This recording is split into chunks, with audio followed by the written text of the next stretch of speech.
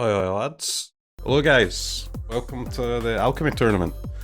We're straight into the first match here. We've got Sandy Dog against Sergio Cordovez.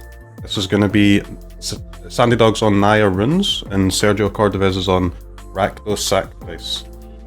Naya Runes, which had a pretty terrible showing at the Set Championships 2 weekends ago, but that meta was very different. We've seen the rise of Rakdos recently, so I would expect that Naya Runes is actually going to do a lot better. Especially against a deck like Rakdos Sacrifice, which really struggles to handle it. Although, Sergio does have a more aggressive build than we're used to seeing in Alchemy, more similar to the standard versions actually, with the Smelters, Sanguine Statuettes, things like that, so Sergio might be able to go under Sandy Dog in game 1, but we'll see. And then after sideboard, he's actually got access to 4 Ray of Enfeeblement, which is a huge card in this matchup to slow down the Runes player. We'll see how it goes. Yeah, I expect you'll still see some people playing decks like Mono White or like the Mardu mid-range decks, just that the white mid-range decks will be good against Runes, and Runes will be good against the Rakdos decks, I would expect. So, it will be interesting to see if Runes does better than it did at the Set Championships. Need more than one land though. Let's start with more than one land.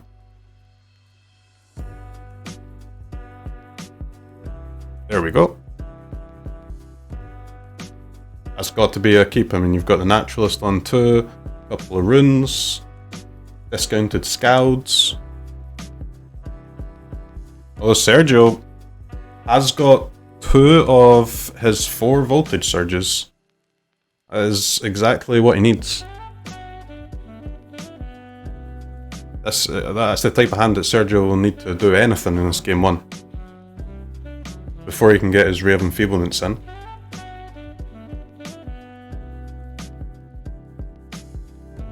The problem is that other than the Voltage Surges, there's not a ton going on, is there?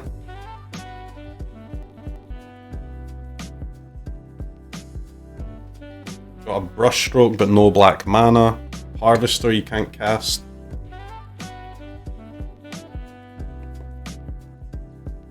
Getting to remove this Naturalist though is enormous. You just have to slow down the Runes player as much as possible. There's the Black Source. Alright. This is about as good as it could possibly be going for Sergio. Game 1. Sandy Dog did find a creature though, which is good.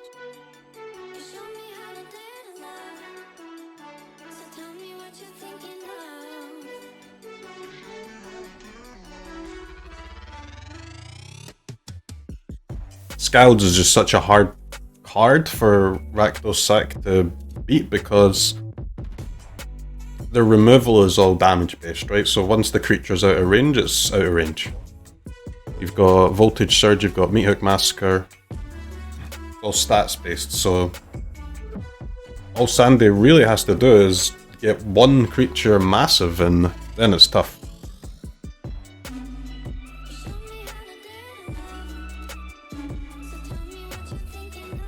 But Sergio finding the black sources to get the Brushstroke down later.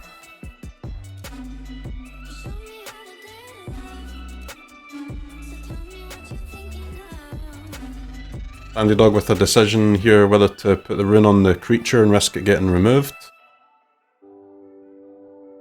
or put it on a land, which does feel bad, but at least it resolves. Sandy not going to be happy to see the second Surge here.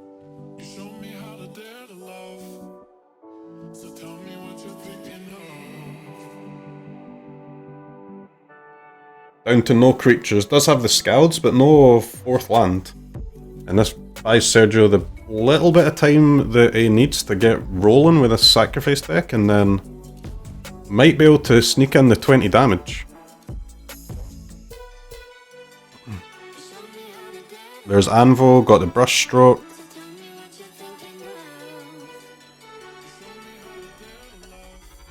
Sergio probably can't believe how well this has gone so far.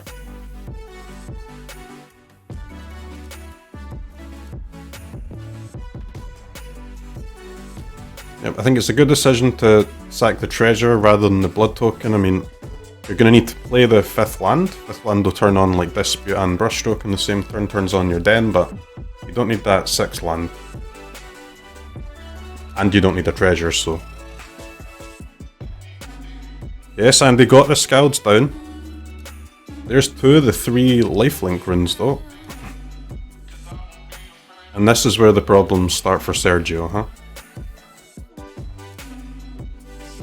If Sandy can get this Naturalist out of range of Voltage Surge, Sergio's in big trouble. And, well, he doesn't even have the Voltage Surge anyway, but he's going to have to draw it. And he might even draw it and it's out of range anyway.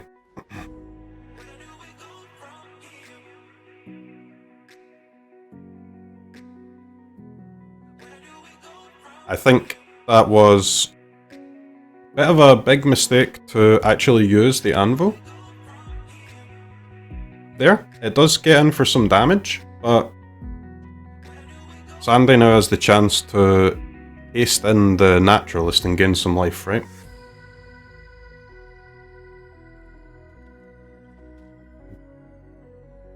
When it Sergio could have blocked and sacked, but I mean, Sandy's got the Rune of Might, the Trample rune. Sergio didn't know that. Sandy really has to haste in for some life here, or he risks just dying on the next turn.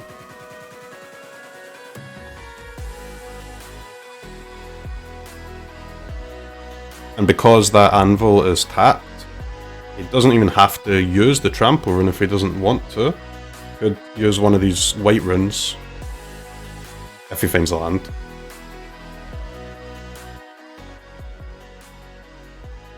Drawing the circle is good for Sandy too. That's the one-off circle in the deck.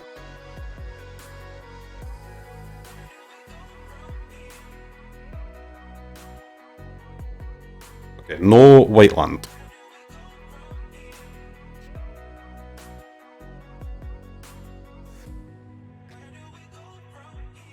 Sergio does have Harvester with 2 blood tokens for -4, -4 available, but now this Naturalist is out of range now. And the game just got interesting.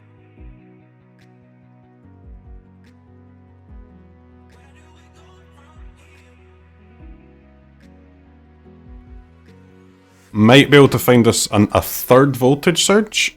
Nope. Uh-oh.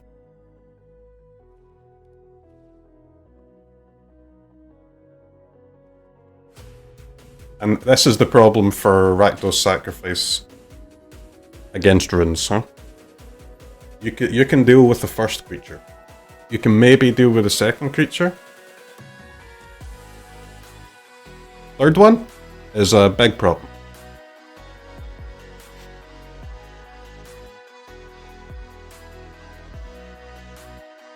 At least for Sergio, Sandy kind of wasting 2 lifelink runes, and there is only 3 in the deck.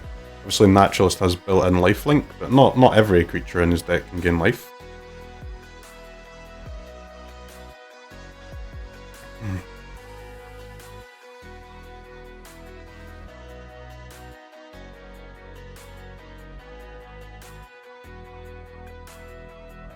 But this Naturalist is now, with 1 Scald's turn, basically at the point where it just can almost no longer be removed. That Statuette making a blood token is huge, but Sergio did use a blood token last turn. Or cycled it at the end of Sandy's turn. And needs to find another one.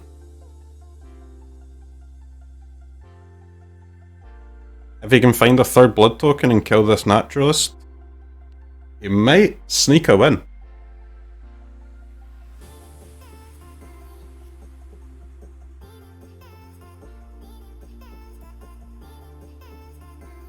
Let's see what's under the Warlock class. Should probably start with a Dispute though. Did find the 3rd Surge, wow. Well, that is just enormous. That completely swings the game.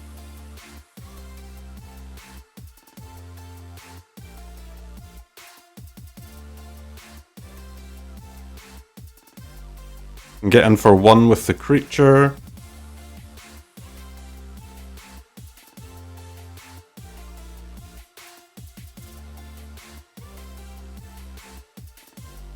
A little bit of drain. Sandy Dog does still have another Generous Visitor in hand. It does have access to another creature. But Sergio very happy to get rid of this Naturalist.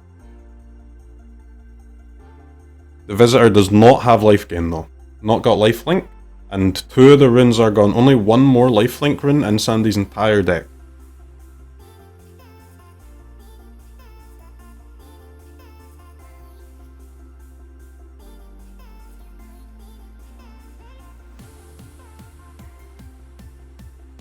This is exactly what Sergio needed though. 3 Voltage Surges in the top 15 or so cards.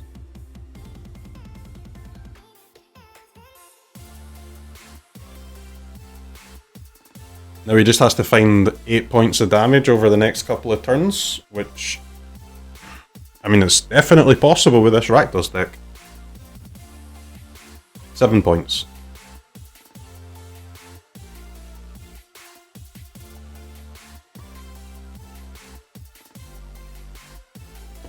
Sandy can remove the Blood Artist and cast the Scouts this turn if he wants, but it's kind of awkward. I mean, you're not getting a creature down to set up to attack next turn. You're having to play the land before the Scouts, which never feels good. So I expect we'll probably see creature Scouts here.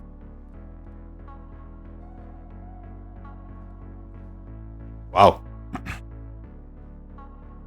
Does remove the Blood Artist. I mean, you are on 7 and Blood Artist is real spooky, but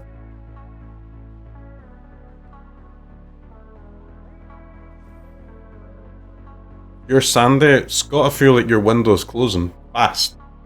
So not getting the Scouts down here is huge. He's gonna have to wait a whole other turn to be able to get the Scouts down, and then an entire turn again to start getting the counters on creatures.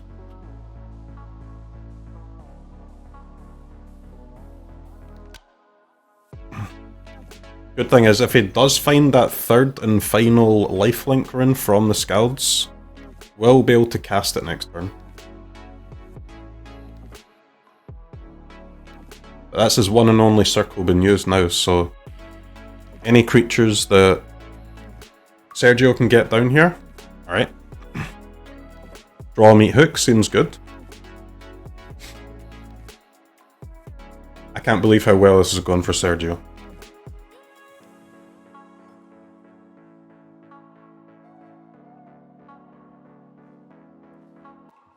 Now Sandy's basically no outs.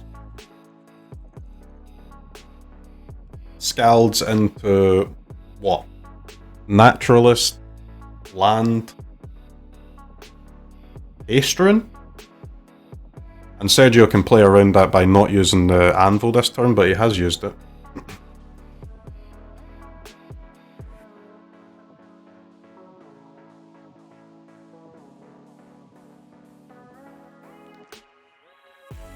Having that Statuette as your last card's not bad too.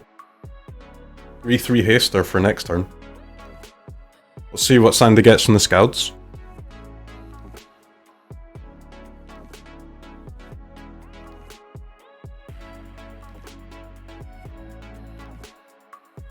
They'd get the Haste rune, but a 3-mana creature. And game 1 goes to Sergio. I'm very surprised by. It's only going to get worse from Sandy now. I think he had a major advantage game 1, but now Sergio gets to bring in 4 Ray of Enfeeblement if he wants.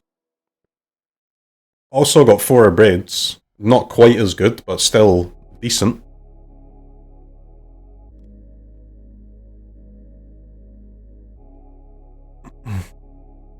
Sandy with access to protection in the Tamios if he wants it.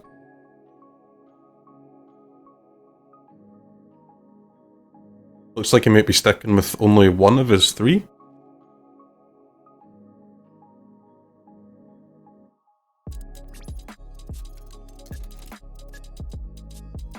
like thinking about cutting the lifelink rune. Sandy here, which would shock me, gotta say. Okay, not cutting them. Tilda's nice to have though. Tilda can easily get out of range of these damage-based removals.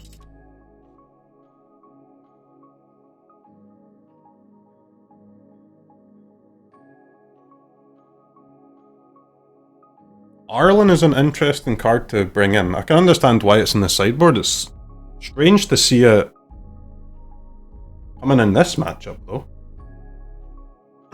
It's not terrible. Not by any means, but doesn't seem like Arlen's at its best here. Cutting a trample rune is also an interesting choice.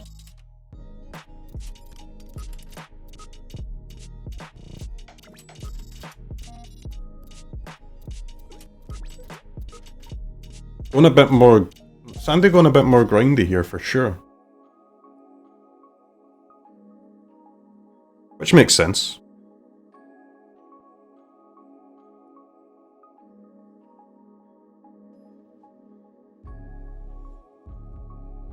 Alright, let's see how game 2 goes.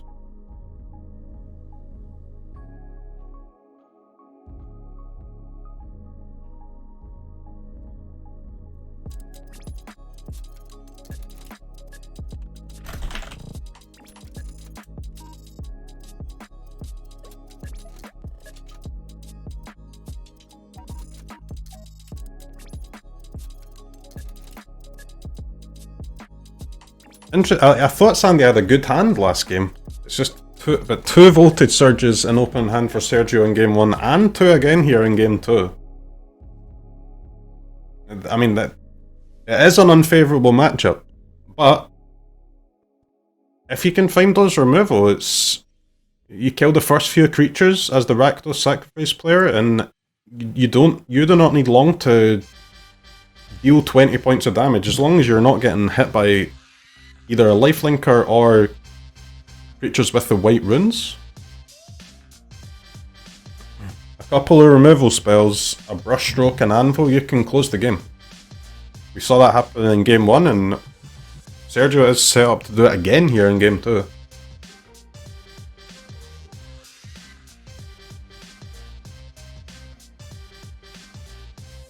Sandy did draw the Arlen, so we'll get to see how good it is here.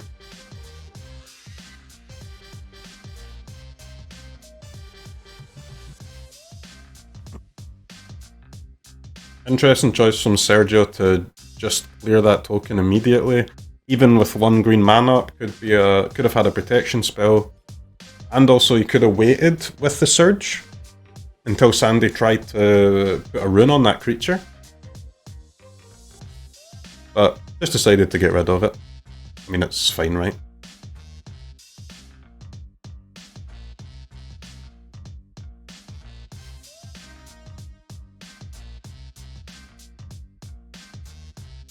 Sergio needs a black land. Real bad. These Warlock classes and the Disputes should be able to find a land, but it's a bit slow to have to spend 2 mana here finding one, and wow, that's a brick. That's what we call a brick.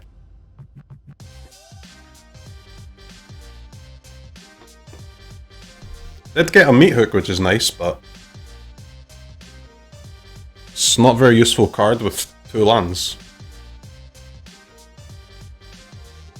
This Ranger class and the runes, I would be surprised if Sandy can't get his creatures outside of range of the meat hook, even if Sergio can start finding lands here. The runes deck is just so snowbally, like we saw what happened in game 1, Sergio was able to clear out those creatures before they grew, but once they've grown, they just can't be killed. It really is that simple.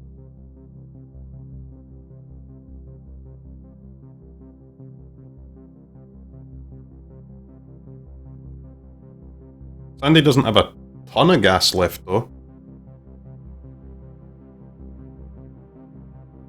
Lifelink Naturalist is good, and Lifelinker is good, but it's not doing much by itself. Only one rune left, so... Really, I think just got to dig for Scalds, if anything. Which is what he's doing.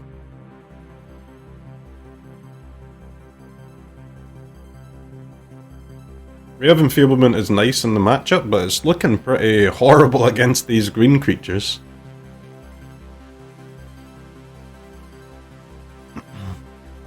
Yep, Sergio reading his card thinking, wait, this does nothing? Okay.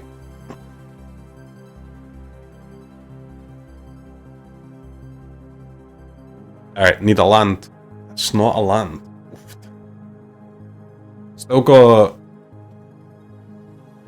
Warlock class activations to find a land, but every turn that you're casting these disputes or going to level 2 on the Warlock class, trying to get mana to get the brushstrokes down, trying to get mana to get the Meathook Massacres down.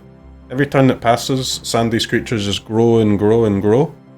Really at the same pace, so it's so difficult once you're behind like this to get any sort of mana that can let you even cast this Meathook Massacre profitably.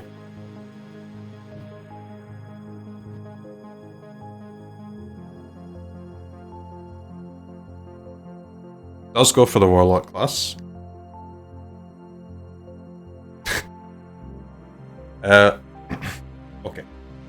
I suspect there was no land in the top 3.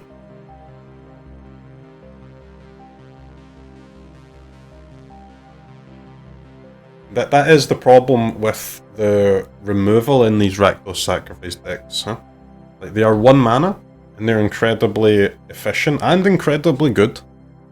Voltage Surge, Ray of Enfeeblement. A Braid is 2 mana, but it's also a decent card. But they do have their limitations. Like, once the creatures are out of range, that's it. GG's.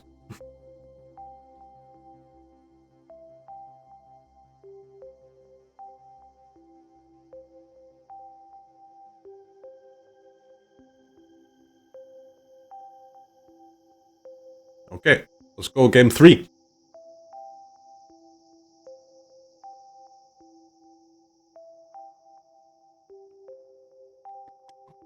Hopefully Sergio can find some lands this game.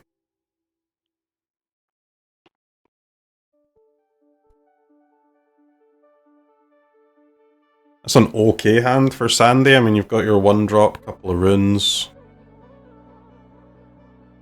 We see Sergio's hand up the top there. I mean, it is a good start for the Rakdos Sacrifice deck. Harvester, Anvil, you've got your Synthesizer as well. But I don't know how this is going to play out in this matchup. Having no removal is... it's very bad. I think in the vast majority of matchups you can snap keep that hand, but in this matchup you might have to mull it.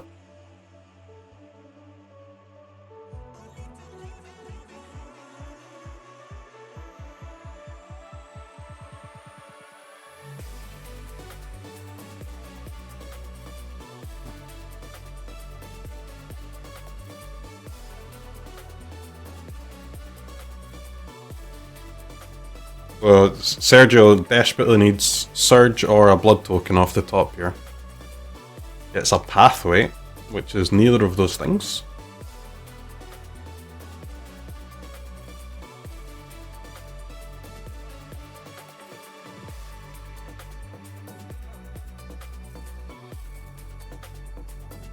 Plays a Synthesizer. And Ray of Enfeeblement just not looking good against the green creatures. There's a ton of white creatures in Sandy's deck. They've got 4 Naturalists. I mean, there's the Wedding Announcement creatures, there's Catilda, there's Runeforge Champion, but just Sergio just keeps finding these rays when Sandy has his green creatures out, and it just looks awful.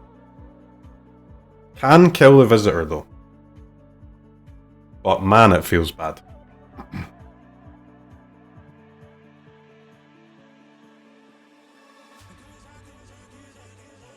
It's a 2-mana creature and one of your like premium 1-mana removals used on Sandy's 1-drop.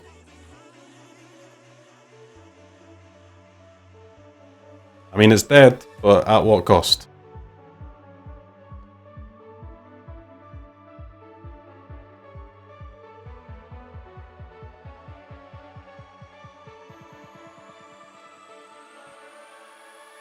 And they can play the Kami here, get set up for his Scouds if he can find the 4th land.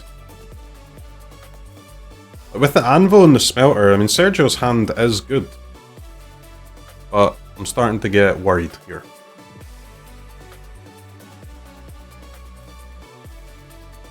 Also got a draw off of the Synthesizer if he wants it. Raid is pretty good, can slow down the Kami. Of course, the Kami just will come back eventually.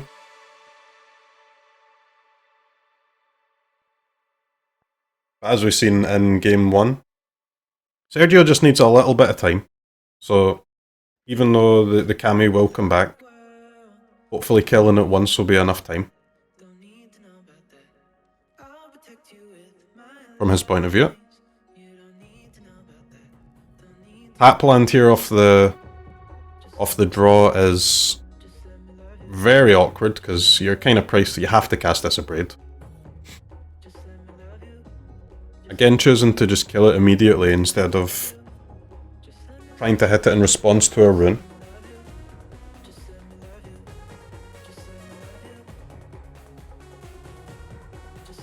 Okay, there's Catilda.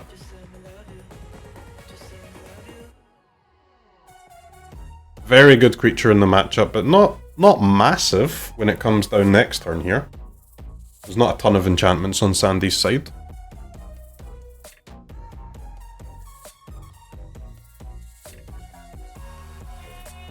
Meathook is a good draw. I think it's time for Sergio to get aggressive.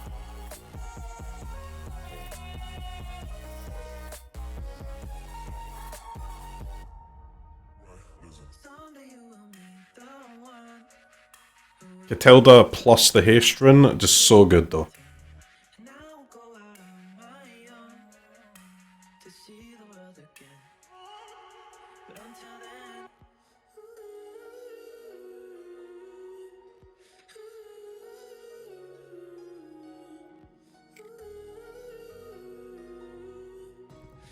I would be surprised if we don't see Sandy just cast both of the spells from the Scouts here. There are alternative options, like you could go for Naturalist. Could even consider the removal spell on the Smelter.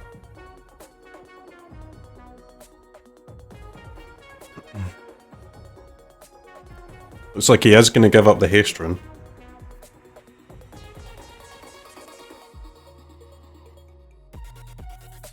Just to get a second lifelinker in play. Seems reasonable.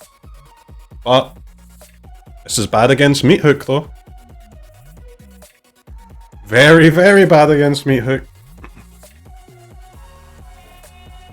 And that was actually Sandy's last 2 creatures. The Catilda will go to the graveyard and you can disturb it in later, but you need another creature to attach that to. Obviously, Showdown of the Scouts is a pretty good way to try and find a creature if you need one.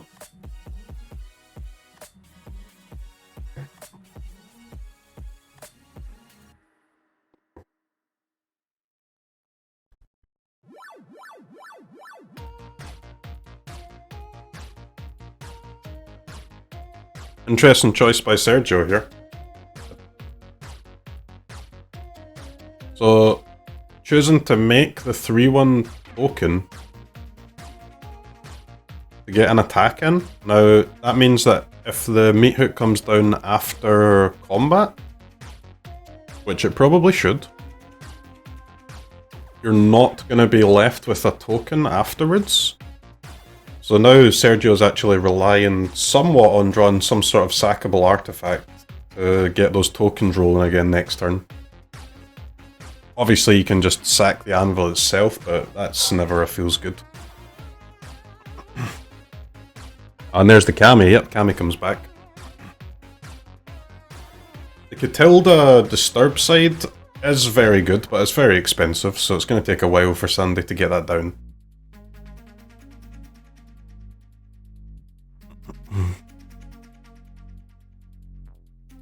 This Kami can grow very big, but Sandy's on 4. There's no haste, there's no lifelink runes. At this point of the game, this Kami is going to be not much other than a big dumbass, really.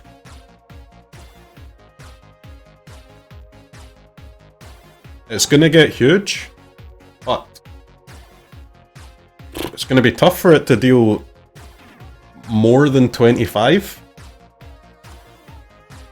before Sandy takes 4.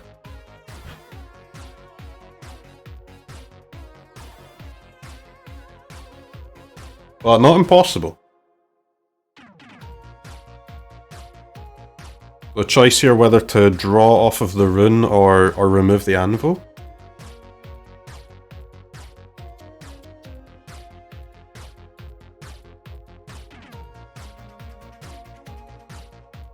Sergio is kind of getting punished a little bit here.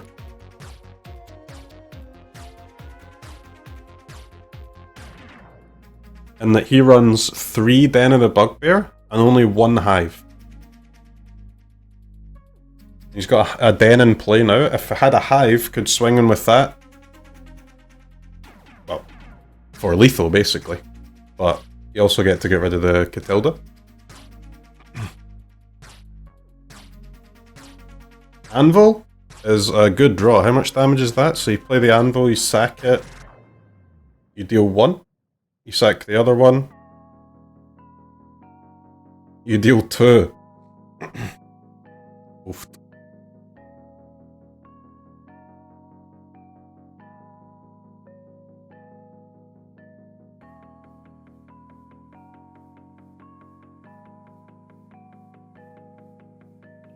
So I believe if I'm not being dumb here, Sergio can get Sandy to 1, sack 1 Anvil, make a token, drain for 1. Put them to 3. Use the other anvil to sack the token.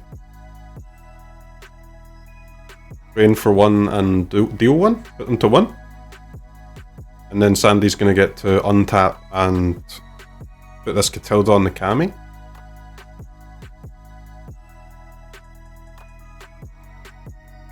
Close game.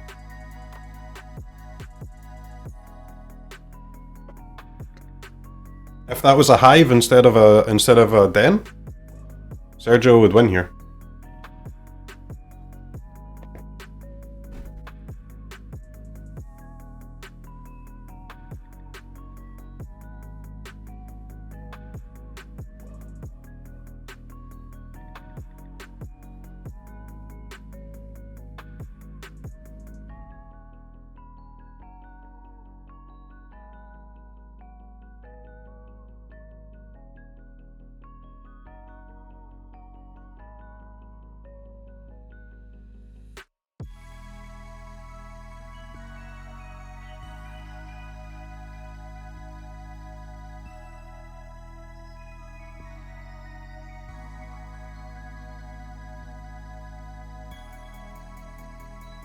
I guess Sandy did have the channel from the Touch the Spirit Realm.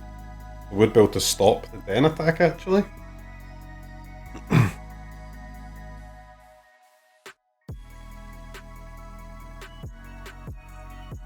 Actually, insanely close match here. But now it's looking real good for Sandy.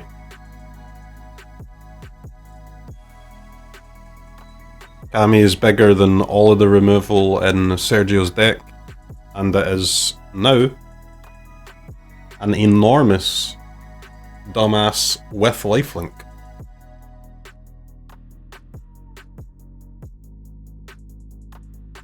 Which is a lot better than just being an enormous dumbass.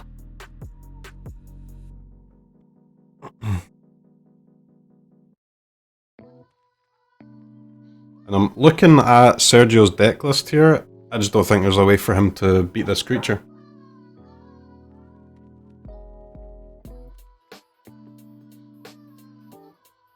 We saw what happened there. I mean, Sergio had some removal, used the removal on the Kami goes to the graveyard, which bought Sergio almost enough time. He knew the Kami was always coming back at some point. He was just hoping to use those few turns without the Kami back to end the game. And it was so close, but not quite.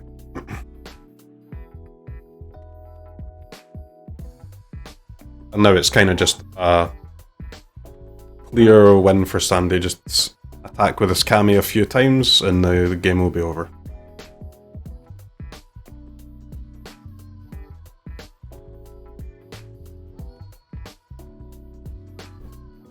So close, and a really nice first match here. Quite impressive from Sergio's Rakdos deck, actually. If Sergio was playing the slower, the more mid-rangey versions of the Rakdos Sacrifice deck, I don't think he would have got even this close to winning. So,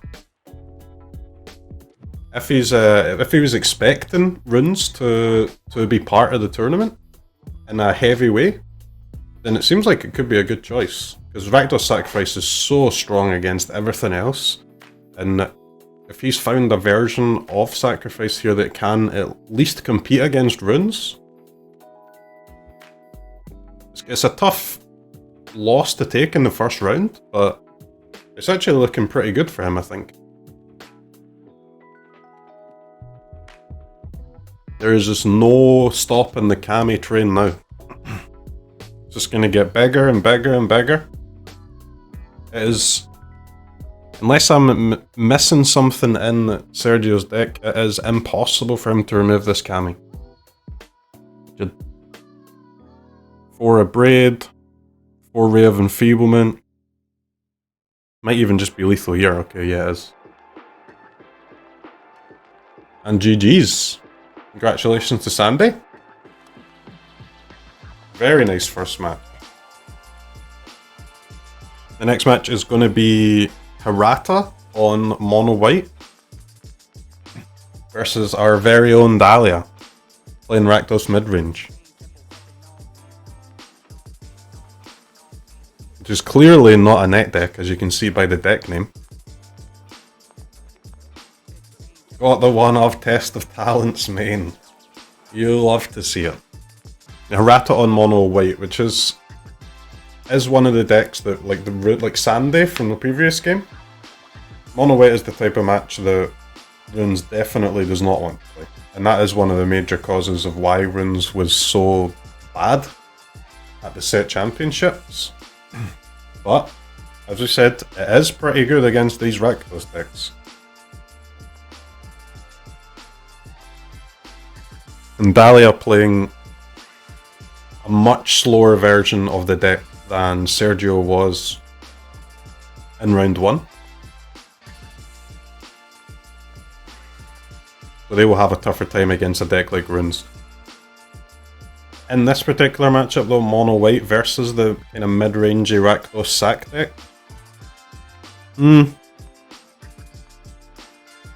mean, I would want to be the Rakdos player, but come on, maybe I'm a little biased. So Dahlia playing pretty much the same Rakdos midrange deck as I've been playing on my stream. Did very well with that deck, so it seems like a fine choice, but with the one Test of Talents main, which you'll love to see.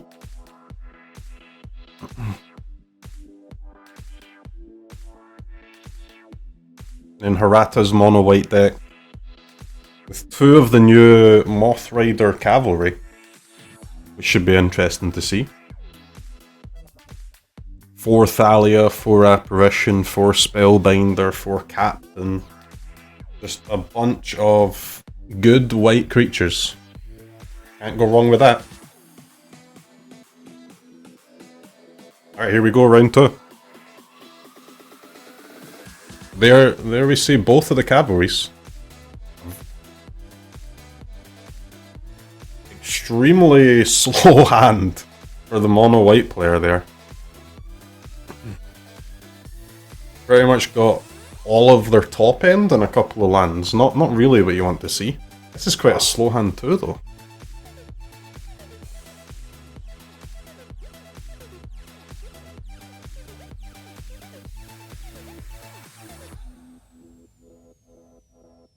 Dahlia with Meat Hook, which is obviously a crucial card against mono white.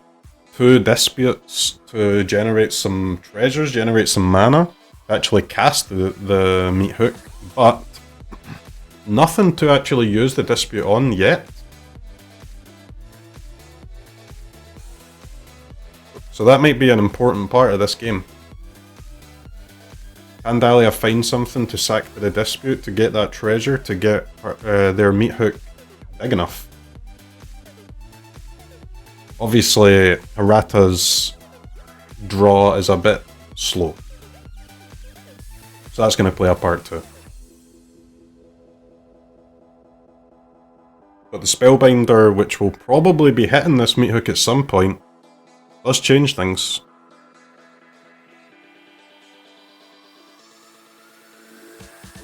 Here's one of the new cards from the recent drop. Wonder. Amazing card. So Hirata can either discard 2 cards or discard 1 and give Dahlia a random card from their deck. Wow. Discarded 1, gave a random card, and the Rakdos Sacrifice player just hit the 1 of Emperor. Pretty good. And Hirata's not going to be happy when they see this. That's a Meat Hook and a Wandering Emperor. Uh-oh. Double Capitano though. Can do something.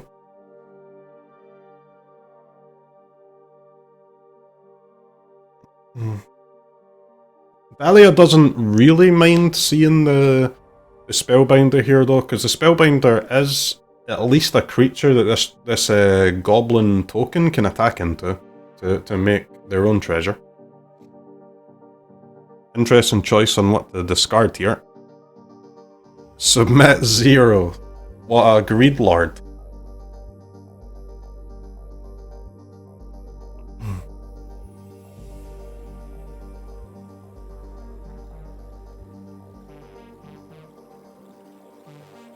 I think you've got to loot some cards there. You need a second black source.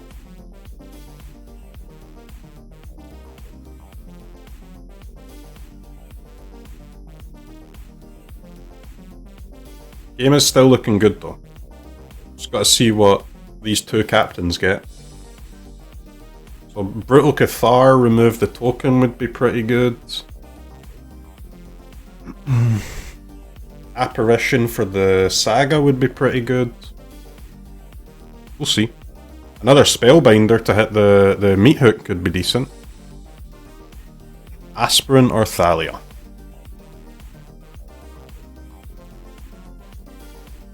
That's quite an easy choice, right?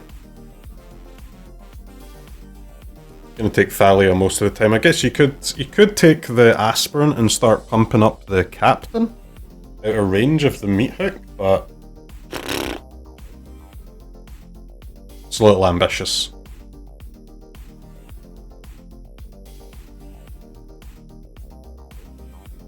With the Thalia attacks,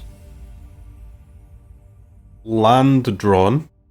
So an attack with a token would put Dahlia on 6 mana, which is a Meat Hook for 3, including the Thalia attacks.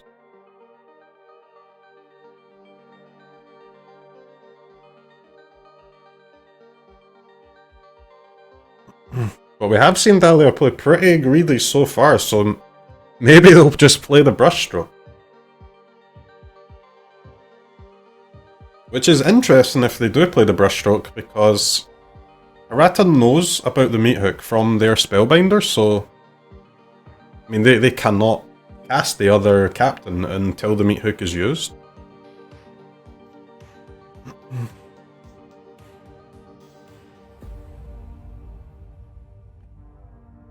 Meat Hook for 1 is good.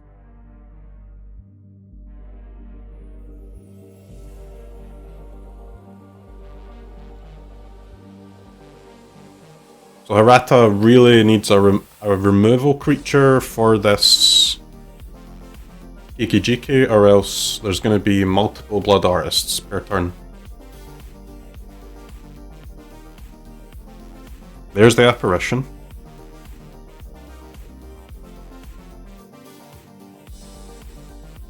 I mean, you'd love to take the Adeline, but I think you've got to take the apparition.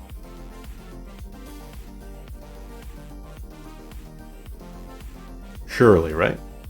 You've got to take the apparition.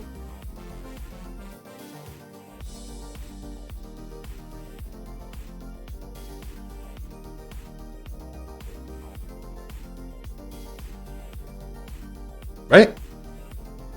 Yes.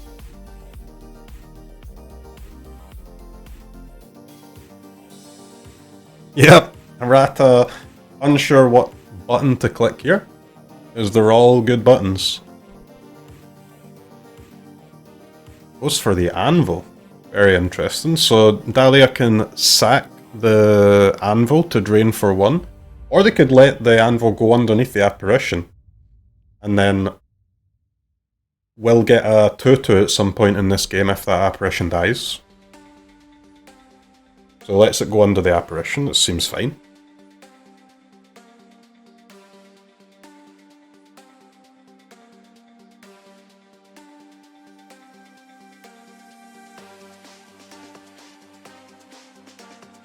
Well, a lot of choices with CROKEYZ on when you can copy this Blood Artist. I mean, you might even copy the 2/2 token. Possibly, if there's attacks with these captains, you can go for a double block, but third captain is huge. There's another apparition. Okay. Pretty good.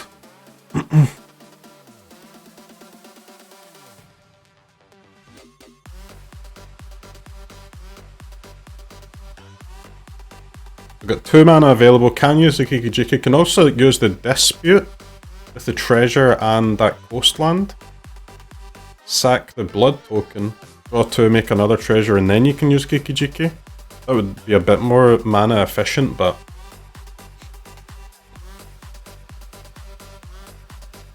Alright, and all of a sudden, somehow Dahlia needs another meat hook. I guess that's what happens when you cast 3 cap.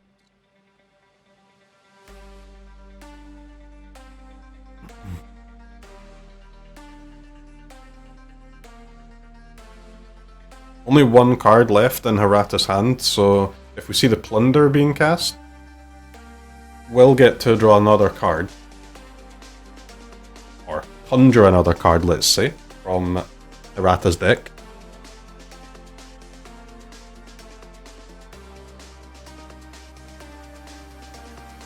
And this is just how insane the CROKEYZ saga is. So it's flipped now. Dahlia wanted to make a bunch of Blood Artists to get the triggers. Blood Artist got removed, but it's still good to just copy the 2/2 token. Copying that 2/2 token is giving you double blocks on the 3/3s, it's making the apparitions unable to attack. Doing a lot, just by itself. And then when you combine that with all of the additional stuff in the deck, card is crazy, man. Dahlia's still 1 mana off actually getting to use this Emperor. But obviously the Emperor is not very good against the captains though, because of the Vigilance, and not very good against the Haven because of the Vigilance, not very good against these apparitions because they're not going to be able to attack anytime soon. There's another apparition, my god. This game has swung so fast.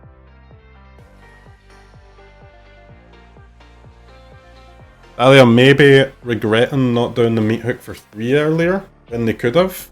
He took it for 1, left one of the captains in play.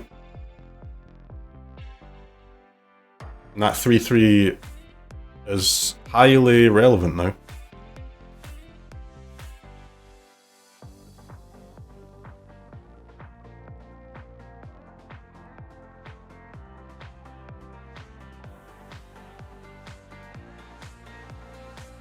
We do see a copy on the 2/2, double block. So you're taking 9 down to 5. Back up to 6 with the meat hook triggers.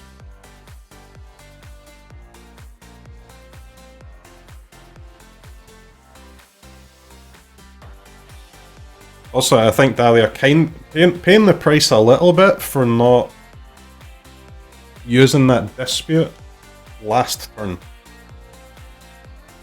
Still stuck in the hand here when they could have used it and still got that copy off on the Blood Artist from the treasure that it would make. This is just a huge attack though.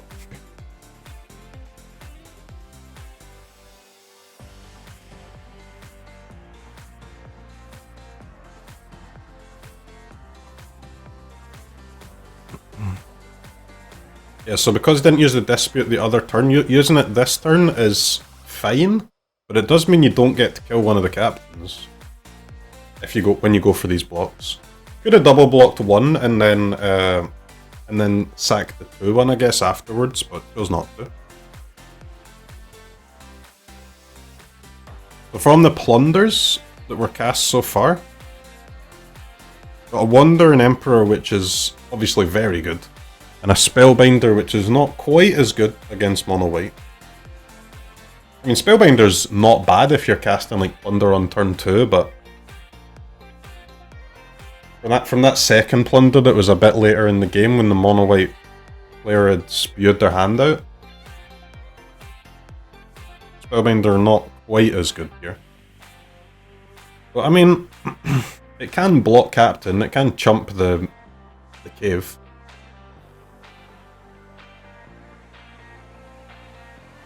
It's a decent one to copy with Kikijiki, but your life total is just so low. 8 life.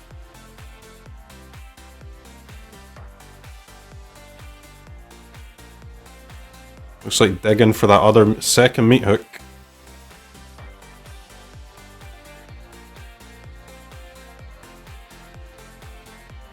Let's go for the Spellbinder.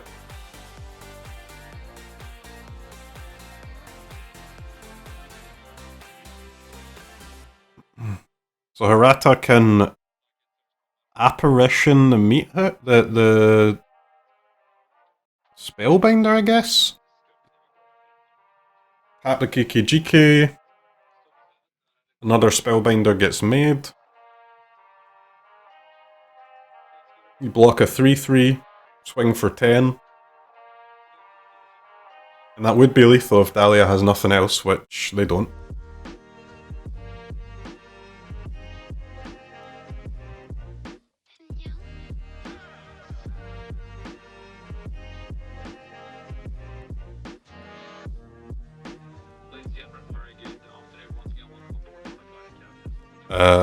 I saw hover over no attacks there.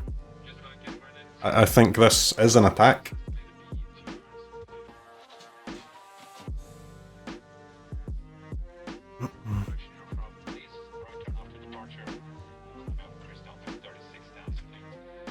Somehow they're not dead.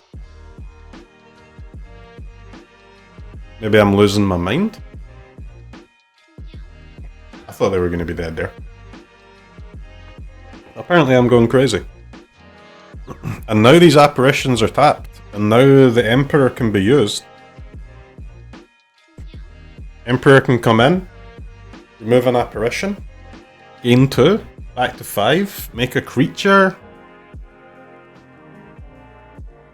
Doesn't seem like enough though, huh?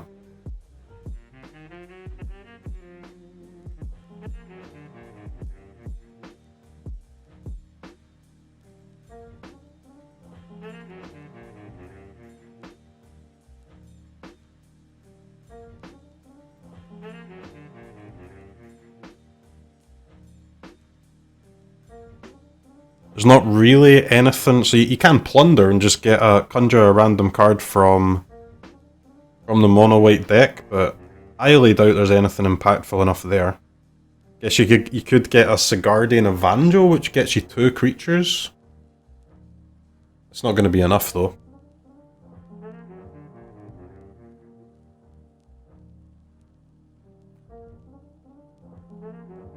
Alright, all Hirata has to do is attack with their stuff.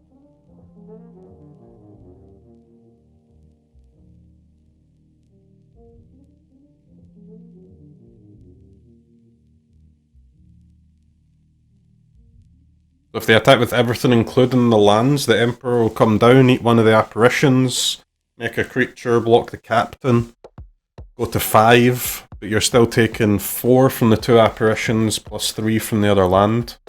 Still taking 7. Does Hirata see the line?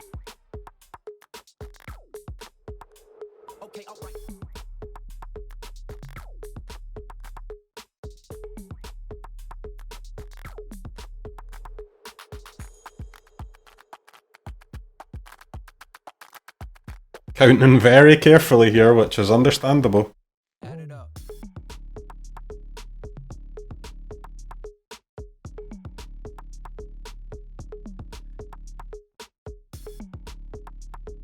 Do we see the attack all?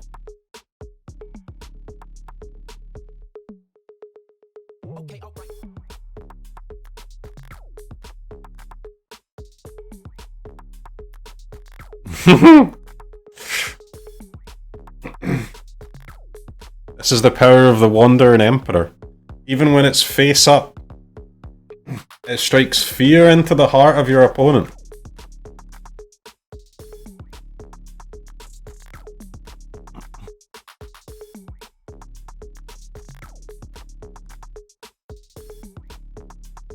So attack all wins.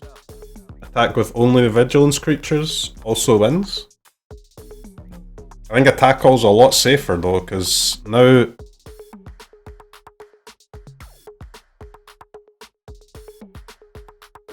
sadly Dahlia doesn't have a single creature. If they had a creature and they could first strike, could get a meat hook trigger off first and would only take 3, but very dead here.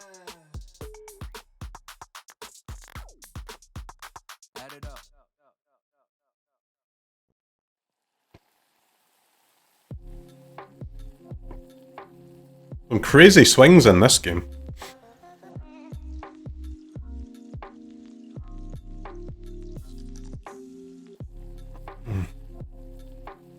It was looking good for Dahlia for a long time in that game, but the third captain just proved to be a little bit too much, and then followed up by top deck apparition. Tough. Very tough.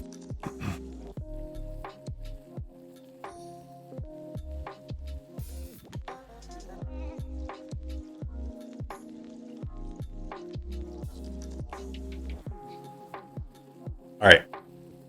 Go to sideboard. I mean, I'm not sure the white deck really needs to change too much.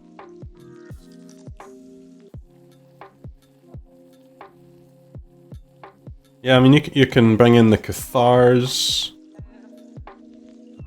Maybe some of the holes. Maybe the other Wandering Emperor, but you're already kinda pre-boarded, to be honest.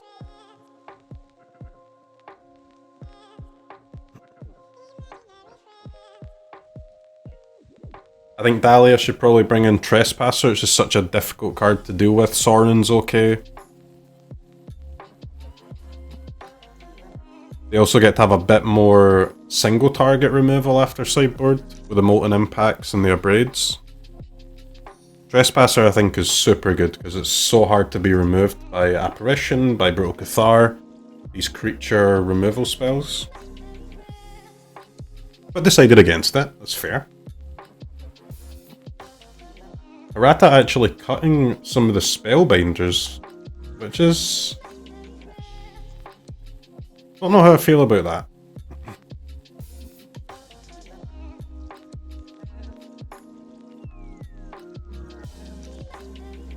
But you've got to get these Cathars in somehow. Alright, we go to game 2.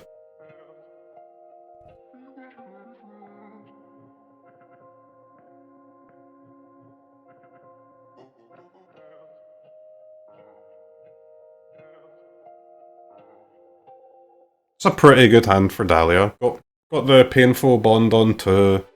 Got the Brushstroke and start getting the Blood Artist rolling.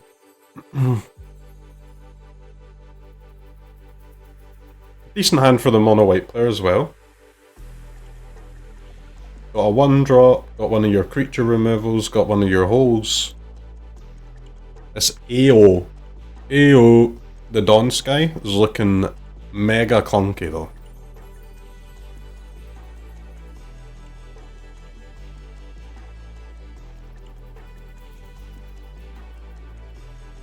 You've already got 3 lands, but I mean 5 mana is just a lot.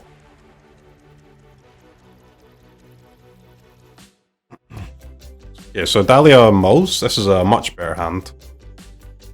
2 removal spells plus, to be honest, a much better proactive play in the matchup. The Fable is just a lot better than the Brushstroke against everything that's not Brutal Cathar, so sadly for Dahlia there is a Brutal Cathar in Hirata's hand.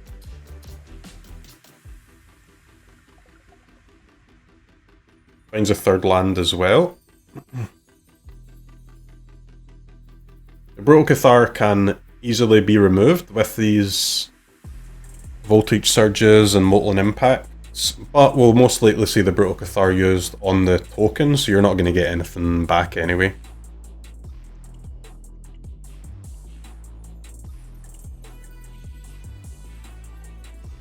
Hirata's draw a bit slow again, like this is kind of one of the downsides to sideboarding in all these mid-rangey cards like the Emperor and the AO.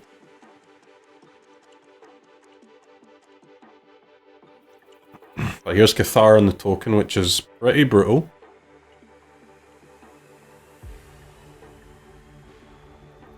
Need a land to get this Connoisseur down and get rid of the Dawn Sky.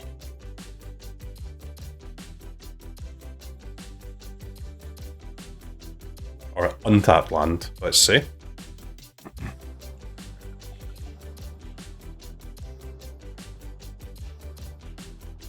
Looking at the makeup of Dahlia's hand at the moment, this Portable Hole's not going to have many targets, it looks like. Okay, scratch that. Blood Artist. Pretty good target for a Portable Hole.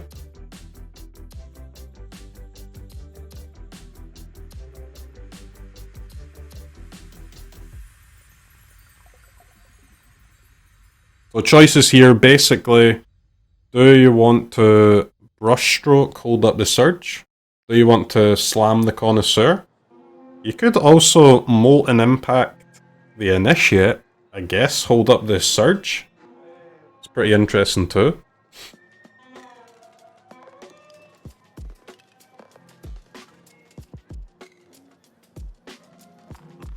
If you do like Sorcery Speed Emperor here, first strike your Brutal Cathar, I mean you can get in for 3, but the Connoisseur KKGK Wombo combo is coming real soon.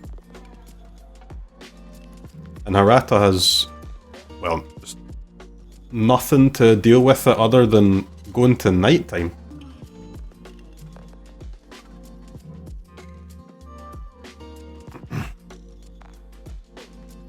Which you can do. Go tonight, flash in the Emperor. But you're going to have to draw, what, a card that costs a spell that's 3 or less to be able to flip this Emperor. And to flip the Cathar again. The problem with that is both Connoisseur and KKGK are not exactly your favourite cards to put under a Cathar. Because if the Cathar gets removed, they're getting some pretty serious value in that when they come back.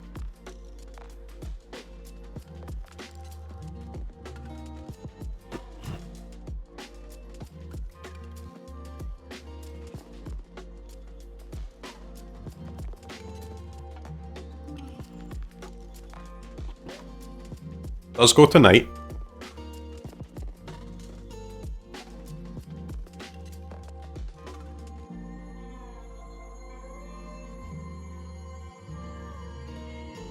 Okay, a lot of choices for Dahlia again. You can play one of the 3-drops with your Surge. The Molten Impact, a little bit worse now than it was on the last turn. Only going to be able to pull 1 extra damage for your next spell now rather than the 2 that was available last turn.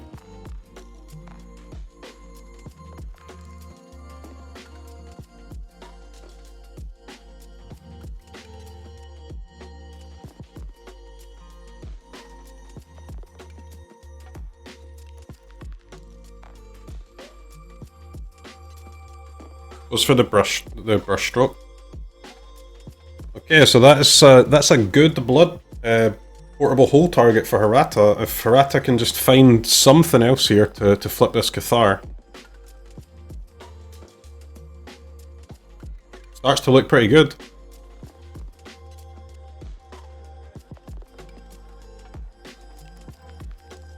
Let's see what they draw.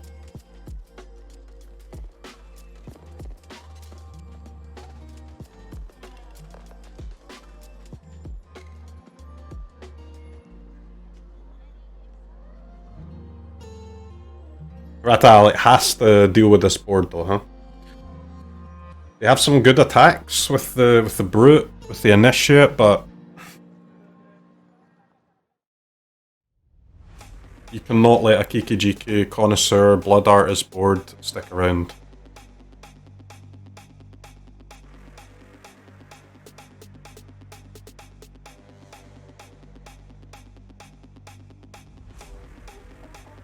The Emperor gets killed, so now, like, untapped land would be a good way to flip Cathar.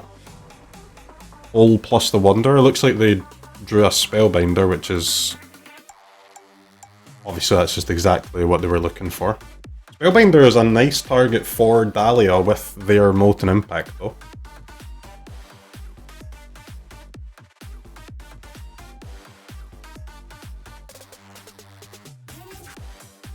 Here come the attacks. So it's a swing for 8.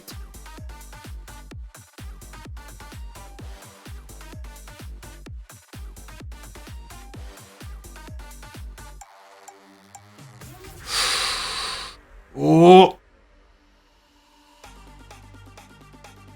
Oh, you just can't really take any blocks here.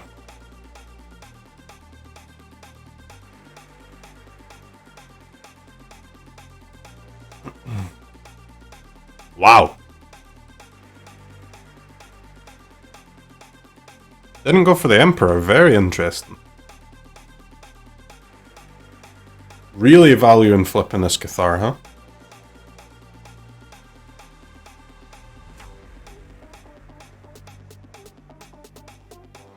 Flipping the Cathar is good, but they did pay like a heavy price to flip this Cathar.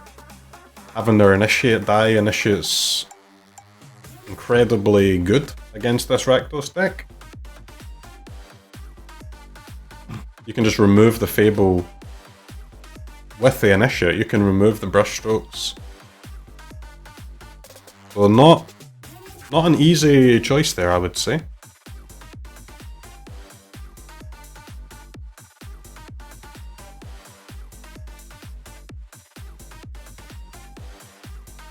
And that, so Cathar did get to flip, but this, you can see this is the downside to putting those creatures underneath the Cathar. The Saga comes back and we go again. And now Dahlia's got 2 damage pulled under this Molten Impact, so the next instant or sorcery will also kill the Spellbinder or the 2/2 token. If they're not dead by that point, which could happen. Because this is a pretty big attack when you're sitting on 11.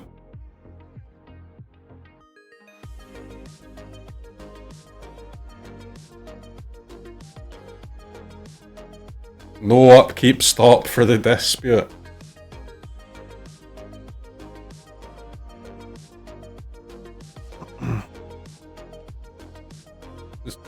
The red legendary land can be very useful.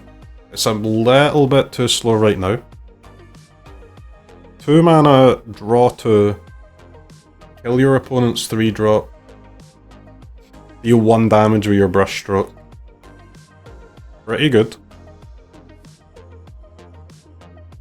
Those are nice cards. Bond might help with stabilizing here. You've not really got a massive life total, so you're kind of incentivized to get these 3 mana cards out your hand first before you go for the Bond.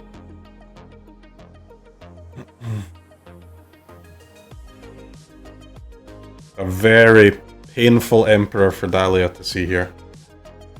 Top deck captain! Hirata's just rolling! That is huge.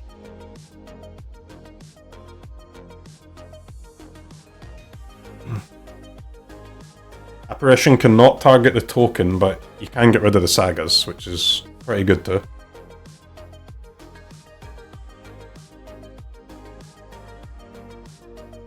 So interestingly, Dahlia chose to use the treasure last turn, rather than playing the land. So now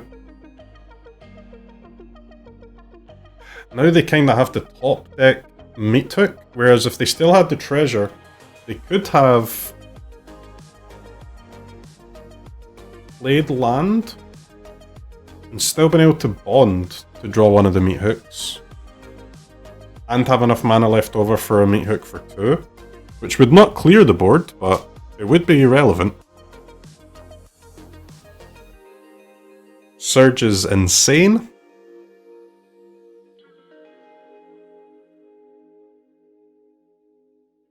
Just see how difficult it is for this Rakdos deck to die. The white players played like 2 Emperors, top deck captain, and this game is still not over.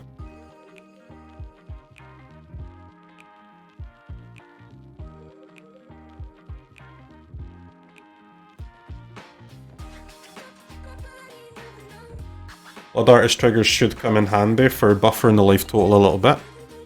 Adeline top deck now, okay. Also pretty good.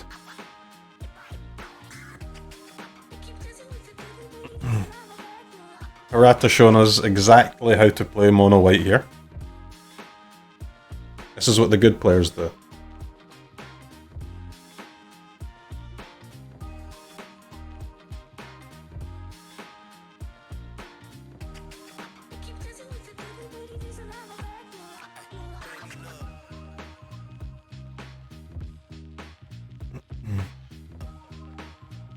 The fact that there's the 3/3 underneath this apparition is going to be very relevant here when the Surge comes out. Surge come out can hit the apparition, you get a Blood Artist trigger, then you're going to get to block one of the 3/3s with your 3/3 under the apparition, get more Blood Artist triggers, which should be enough to stay alive, and then you're untapping with Kikijiku.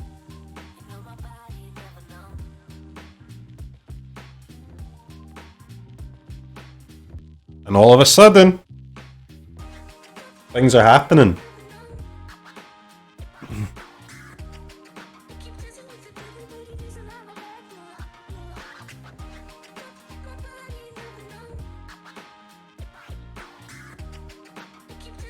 And this is where saving the red land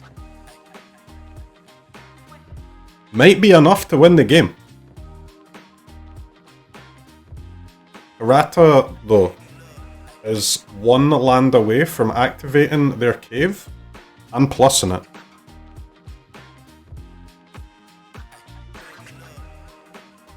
And of course they draw it.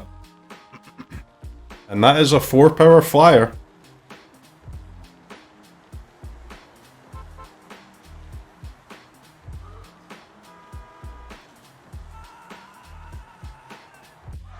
Another crazy match here.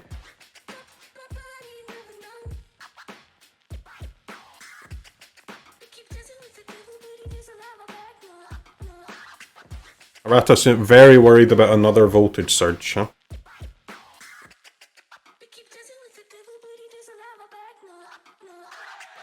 I don't see how you really have a choice. I think you have to go for this.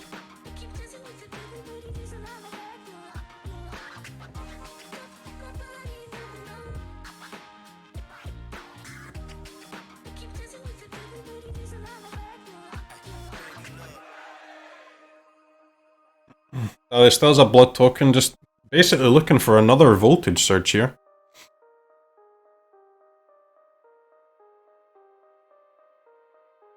does not find it.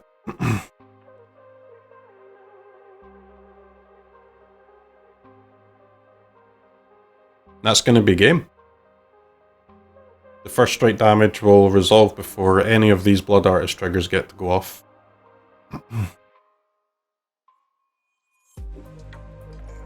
Another insanely close game.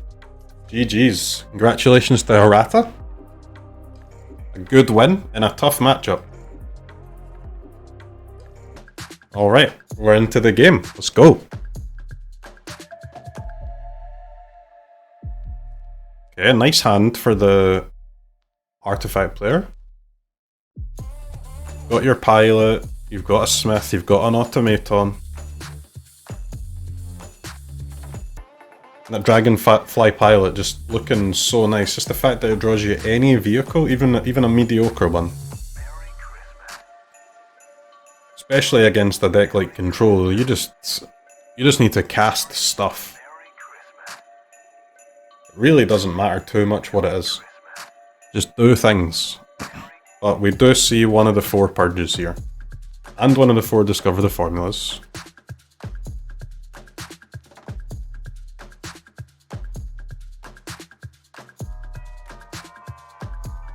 Kinda awkward mana though for the artifact player, which I guess is to be expected if you're trying to play 3 colours. Tap land turn 1 here, a little annoying.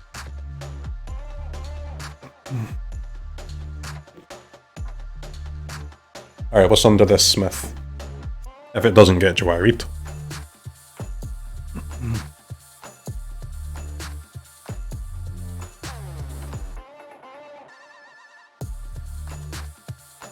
Seems reasonable to Jawari it there. Don't see why you wouldn't.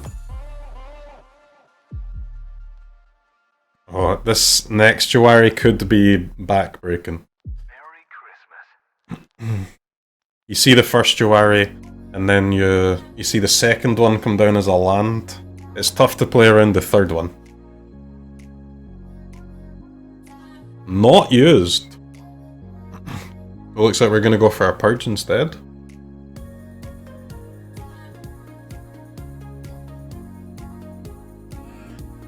Nope. Why purge when you can draw 2 cards?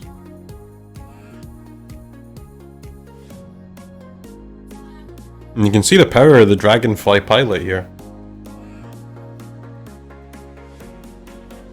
Just giving you something to do, anything to do, as you start to run out of cards, as you're looking for your other smiths, your scouts, your bankbusters.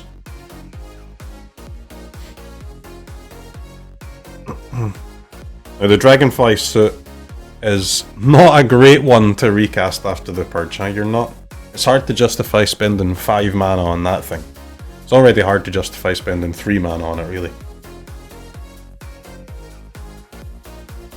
We'll probably see Deluge look for some lands here.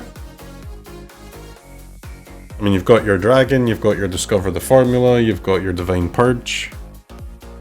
Not sure what you would be looking for other than lands or maybe more purges. No land. Wow.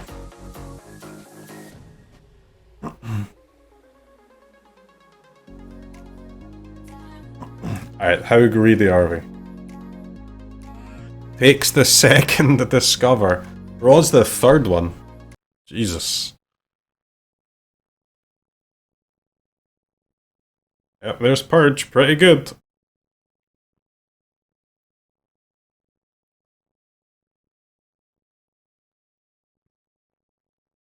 The extra cost on your cards is just so brutal, but you can sometimes negate the impact of the purge. It takes a while, but as long as you're making a land drop each turn, there will come a point where you can start weaving in these taxed cards.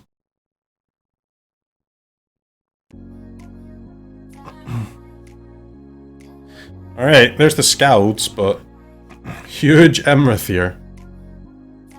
Looking pretty tough to attack into.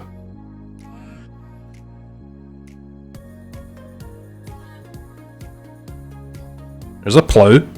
Really, this Jeskai deck doesn't have too much against this dragon. I mean, their Eiganjo land is only hitting for 4. They've got 2 Wandering Emperors that can kill it if it attacks, but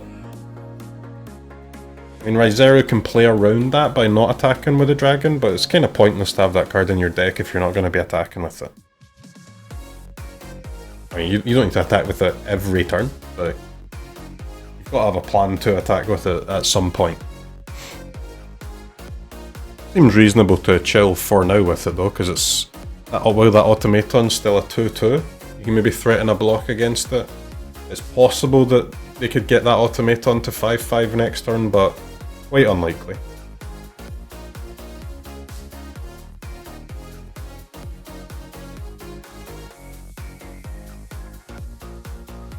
Although I guess with all the Scald triggers, it's not that unlikely. Will we see a plow attack? And I guess plow attacks are also very good, huh, for giving you the mana to recast these cards off the purge. And there, as we said earlier, like the Scald's helping to make your land drops. And really, this Jeskai deck is getting to the point now where the purges are not the end of the world. But you do really need to grow this automaton somehow to at least 6/6, while trying not to overcommit too much into Doomskars, into Farewells, into these other purges. We know that the blue-white control deck has 8 main deck board clears. 4 Purge, 2 Farewell, 2 Doomskars, so it's just a balancing act for this artifact player.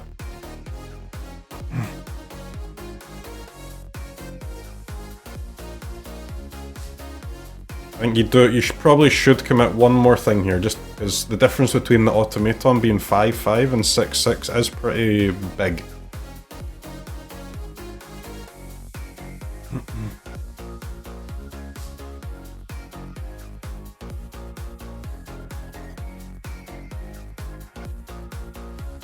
This is a nice attack though.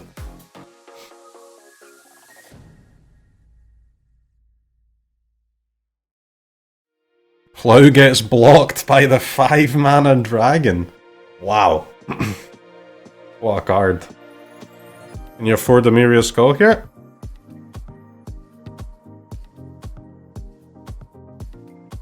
Sadly not. Whoops.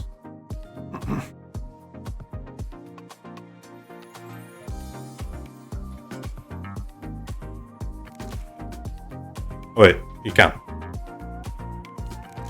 That's a whoops from me. I thought they were on the play. What the hell? Alright, this Emirios Call is very good against the Doomskars. Doesn't do anything against the Purges or the Farewells. But against the Doomskars, which is the one that's in hand at the moment, works a treat. However, here comes the Discover the Formula train. If you need a board wipe that beats Emirios Call, Discover the Formula is a good way to find one. What's it gonna be?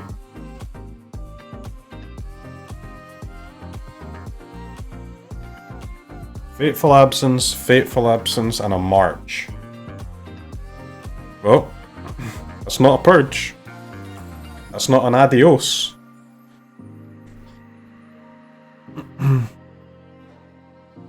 Tapland here also kinda sucks, because that takes you off of... If that was an untapped land, you could have went for Discover the Formula again, if you were feeling dead, which maybe they are. And if you had an untapped land, that would give you 2 mana Divine Purge, if you found it. You can still cast the Doomskar. You're gonna kill the angels, but...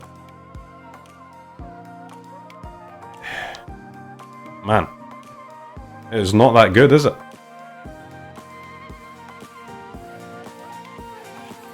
Goes for the dragon again. Very interesting.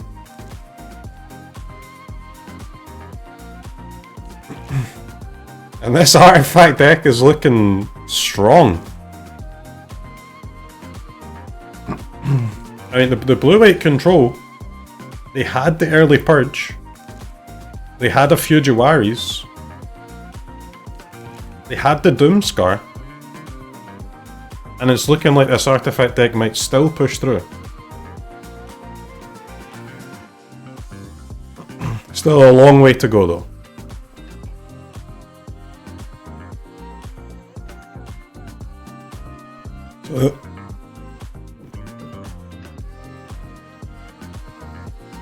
Excuse me.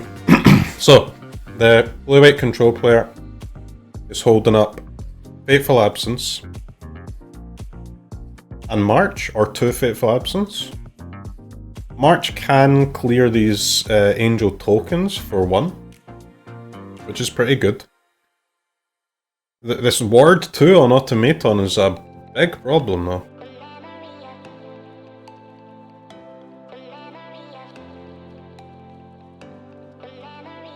The Automaton is going to get out of range of the dragon. Can be chumped, of course.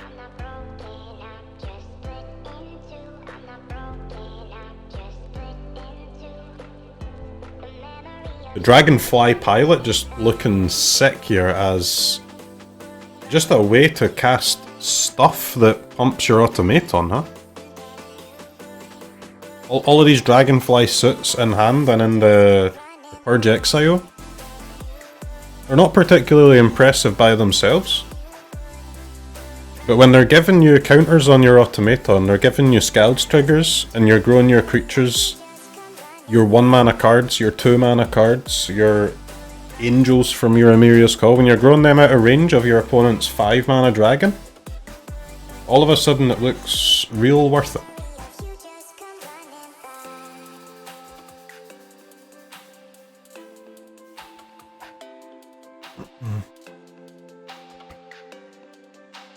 So I think they're going to have to chump the Automaton, right?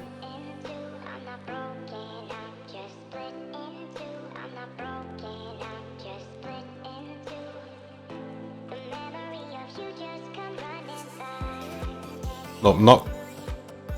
Yeah, they are.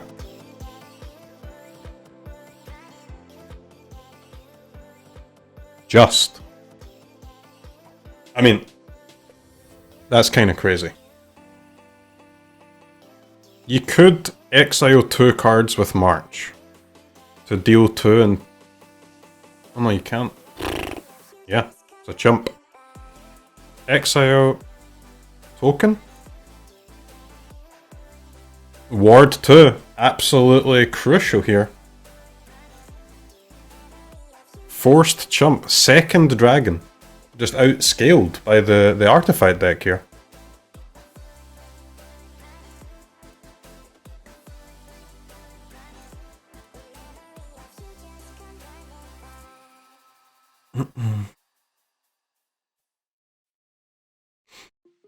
Doomscar is a good card though.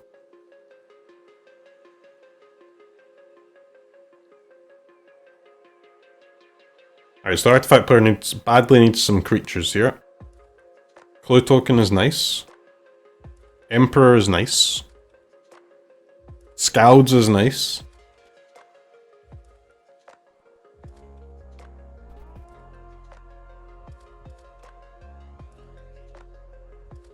It's a tough choice.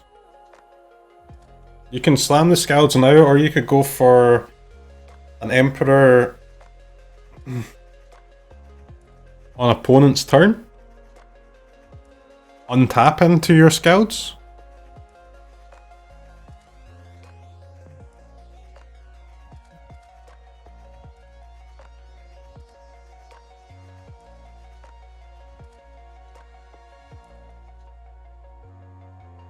Looks like that's what they're doing. Looks like they're going to pass. Which I think is reasonable. It's a good way to play around all of the, like, Because there is an insane amount of sorcery speed removal in this blue-white deck. A lot of instant speed removal too, but you can't play around everything, huh?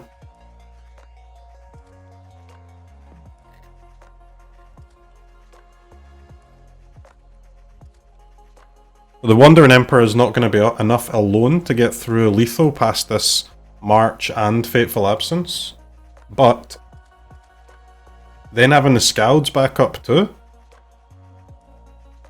pretty good. See another Discover the Formula hitting Wandering Emperor, Deluge and Legion Angel. Wow.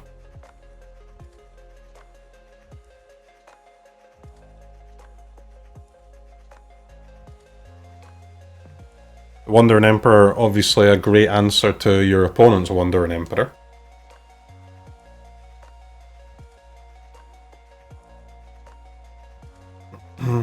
This is the good thing about having the Wandering Emperor, so the Scalds is pretty easily castable here.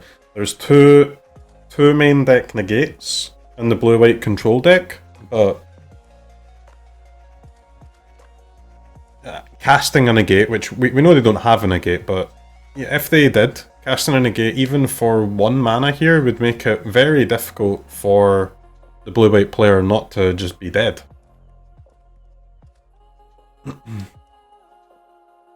At least not without, like, blowing more Fateful Absences, which are then going to draw more clues and allow the Jeskai player to keep going. You can see the payoff here really huge of playing Jeskai over just playing blue-white.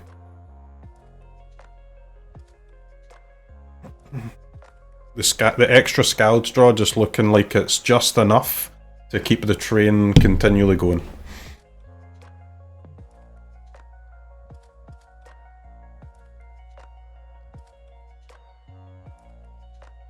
These Legion Angels could be very nice though. One of them, like, now that the Halls, the blue-white control player has enough mana for Hall, one of the main ways that the Jeskai artifact player can close this game is with these Dragonfly suits. But Legion Angel blocks them very well. Maybe not if the Wandering Emperor gets to stay in play, but because of the first strike. But you've got to expect though, the control player will get rid of this Planeswalker at some point. It's very soon. Here's Bankbuster, another great card against a control deck.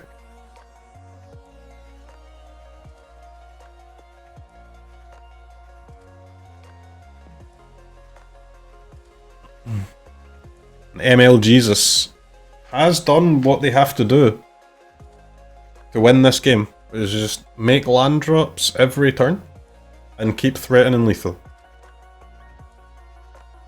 Land drop's normally not the most important thing to be making at this stage of the game with their deck, but against the 4 Purge deck, it absolutely is one of the best things they can do with their turn is make a land drop.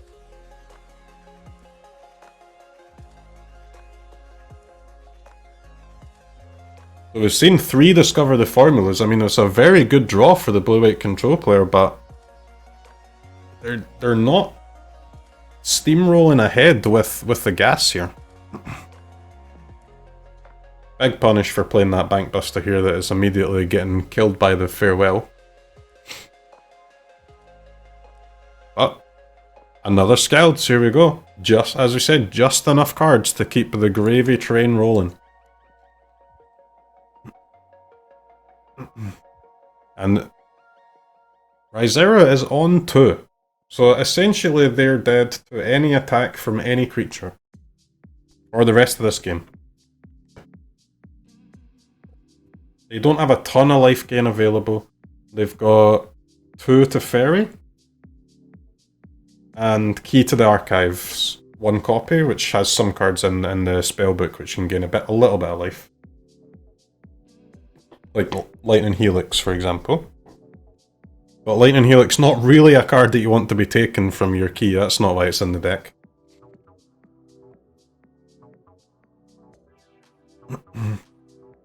ML Jesus just needs to make sure they just keep threatening lethal in the air.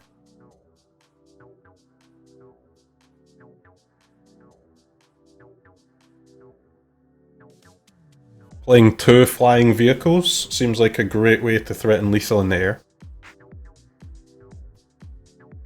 I like this turn a lot. Even at the cost of your Dragonfly suit. Or your Dragonfly pilot. That's a 2-mana deluge. Okay. Painful Bond that doesn't cost life. Nice.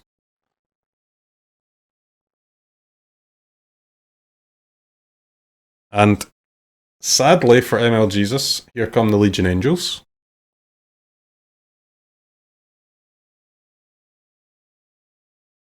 And now it's actually Ryzeru that has the flyers with the Wandering Emperor available to win in combat here with the first strike.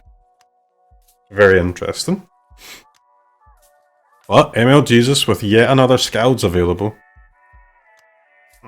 So no matter what they're doing with their turn here, they have to cast the Scalds. So starting with it, pretty reasonable.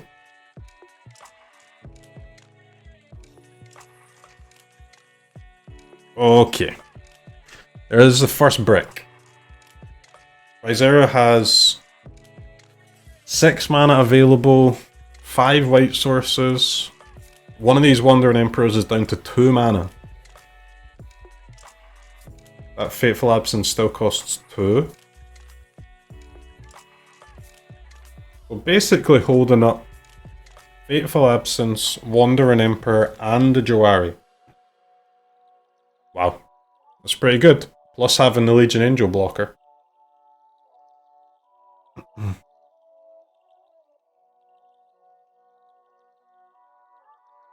So MLGesus needs to get attacks off with these flyers and make sure that his vehicles don't get wrecked by the first strike on Wandering Emperor. So they need... Each of the vehicles need 2 counters on them? That's hard.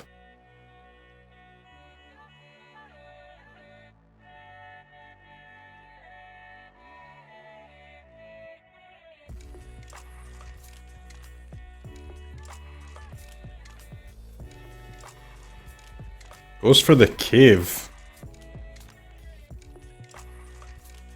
Don't know how I feel about that. There was 6 mana available. You could only cast 3 more spells. Could have played Hotshot Mechanic, Plow, Dragonfly Suit. But that would not really have been enough to play around the Wandering Emperor, sadly.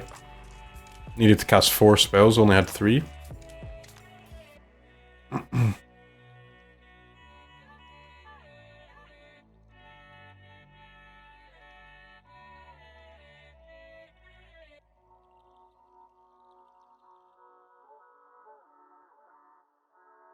Interesting choice to use both of the Wandering Emperors.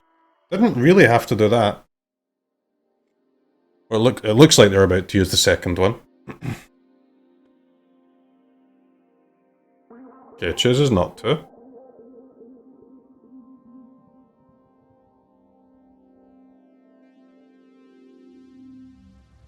Still on 4 though.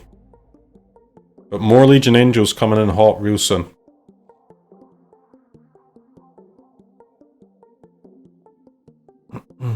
MLGesus with access to a lot of vehicles here, but not many creatures to crew them.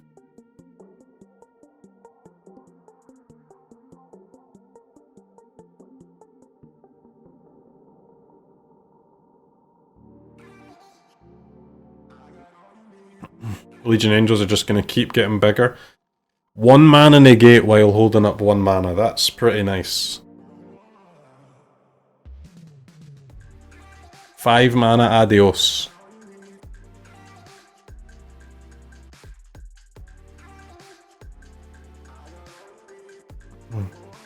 You want to start with a Hotshot Mechanic. That's the only creature, and so really the only thing that you can add counters to.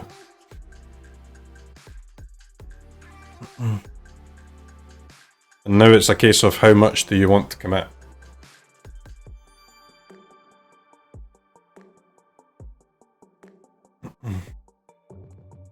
You need to play at least one of the Dragonfly suits because you need to keep threatening these flying attacks. Unless you draw a different flyer off of the Bankbuster.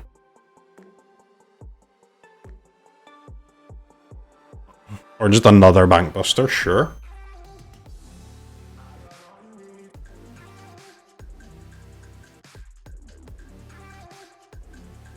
It feels like Rizera is starting to stabilize though.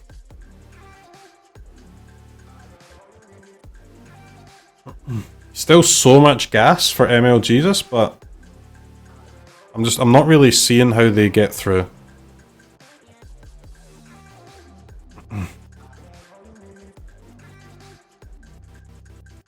So Rizera can negate this second Bankbuster. I would be surprised if they negate it, because that seems reasonable to let that resolve, and then you can make use of your farewell.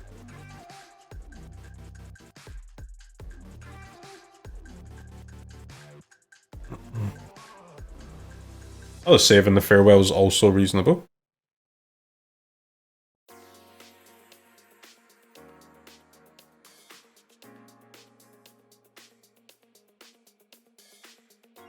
And ML Jesus should probably cast this Dragonfly suit here. Even over the plow.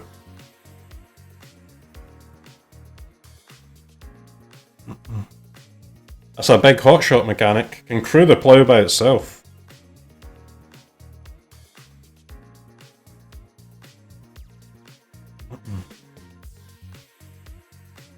It's also a big Bankbuster now.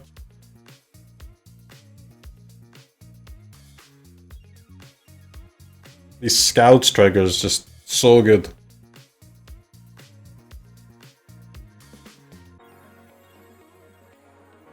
It's beginning to look really tough for ML Jesus to find a way to deal these last points of damage though. 2 Angels left over, another Emperor in hand, a March. Yep, and there's the farewell, so that's why I wasn't sure about the negate there, because could have still had that other negate in hand.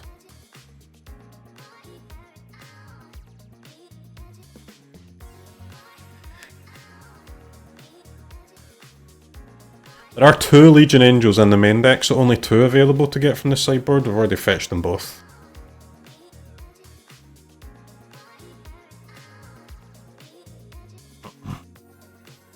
Yep, here come all the flyers.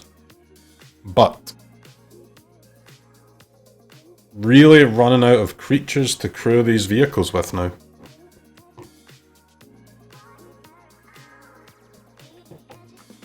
Interesting pass here, probably going for, looks like going for Eiganjo on the Legion Angel.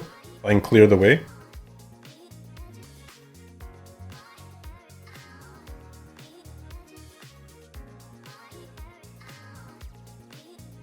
Okay, gonna be able to get it off. Even the other Wandering Emperor can't save the Angel here.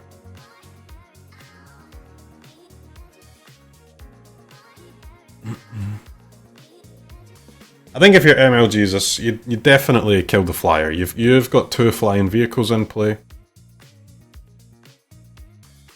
Yeah, the vigilance on the token is annoying, but your flying vehicles are also annoying for the opponent.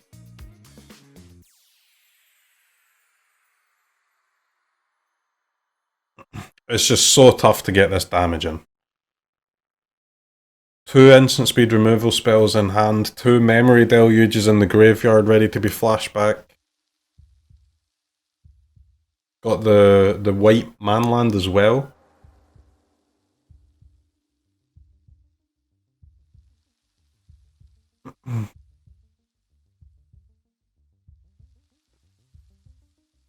At this point, ML Jesus has enough vehicles to keep threatening stuff here. So yeah, you just top every creature that you see that can crew these vehicles, which the Automaton actually can't by itself. But you can hold one of the suits. You're never going to be able to attack with all 3 next turn anyway, so...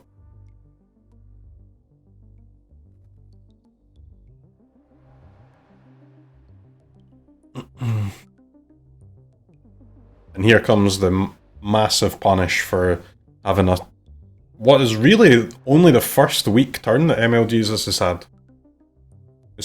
And the blue-white control player is just immediately ready to completely refill as soon as that weak turn comes around.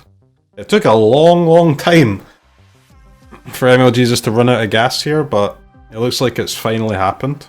And this is where the blue-white control deck should take over very quickly.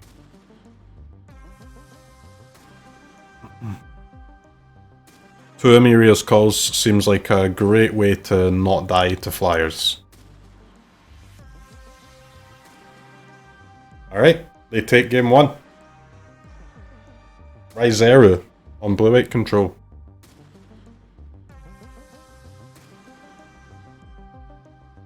So the control sideboard is not incredibly good for this matchup, I would say, but the negates are decent, and it probably is a slow enough matchup that you can bring in your Bankbusters. And then for MLGesus, got some Spellbinders, pretty good. Got a Spell Pierce, got another Bankbuster. Got some decent stuff here. Temeshe also very nice if this game goes very long.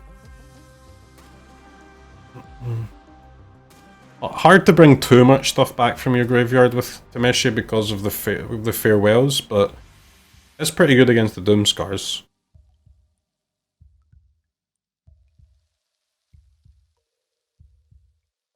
You can see Rizeru just cutting those dragons that were awful in game 1 there.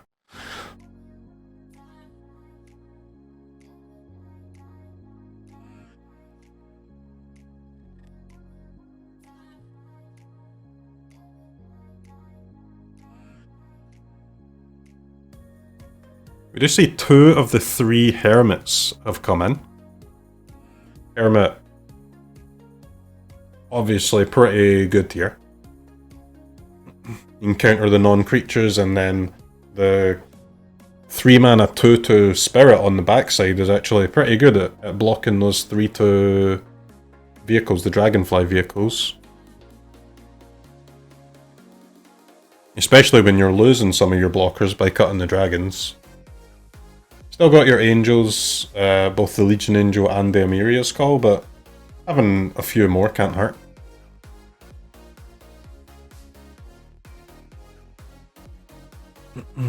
Because it's very likely that game 2, both game 2 and game 3, if we get there, will follow a similar pattern. This artifact deck will just get in for a lot of damage on the ground, get the life total low, and then there'll be a somewhat stabilization from the control deck most likely. And then MLGesus will just be looking to finish it off in the air, if they can.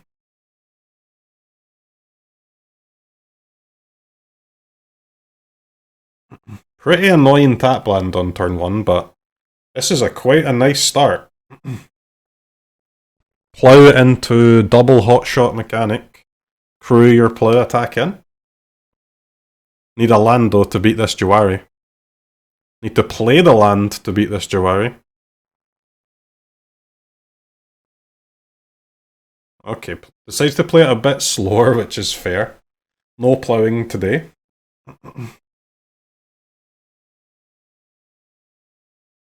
This would still be enough to crew the plough. But there is Jawari. Doesn't go for it. Wow. Rizeru's got the purge, but taking the hit here. It's a painful hit. Do we commit more to into the purge? That's the question. I mean, you've got to expect when no Fateful Absence comes out on the plough, when no March comes out on the plough, when no Jawari comes out on the hotshot mechanic, the warning signs are there. You've got to begin to think that they might have the purge here.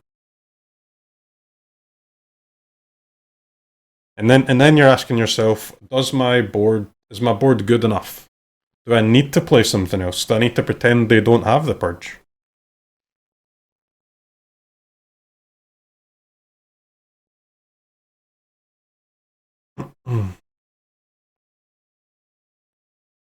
Okay, so there's the purge, huge purge, and this is the main problem, right? There are a lot of tools in this deck which is very weak to purge in some ways. There's a lot of ways to draw lands, to make these land drops, to offset the pain of the purge a little bit. But you miss one land drop like MLGesus has here, and suddenly these purge taxes begin to look just crushing, huh? Against purge decks, this deck needs to make its land drops constantly. Or else you just simply can't afford to recast this stuff.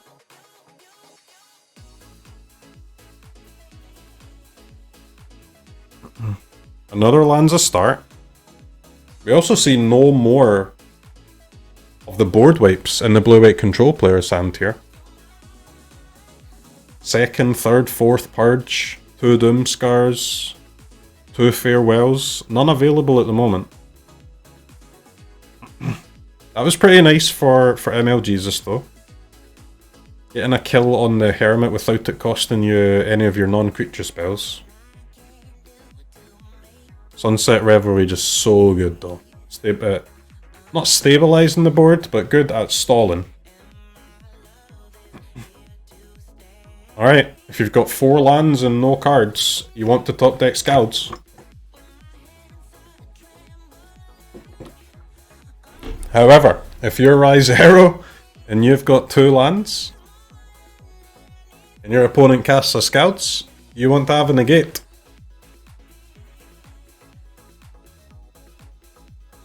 So now the question that MLGesus is asking themselves is, if opponent has a Jawari, if they have a negate, how can I get them out of the hand while also threatening to actually win without playing too slowly? And starting with a Plough seems fine. You're very happy to see a negate there, because that means it's very likely that there's actually no Jawaris in hand if a negate gets used in that spot. Right, there's a Doomscar, which is good, but if he casts a Doomscar, that is a window to resolve the Scouts. And hopefully that Scouts can draw some lands, and hopefully can make the land drops. We can start recasting the spells from the Purge, and then we've got a game. There's so much gas in Rizero's hand though. They also need to find some lands though, to be honest. Yep. Goes for Deluge over Doomscar just to make some land drops. Finds 1.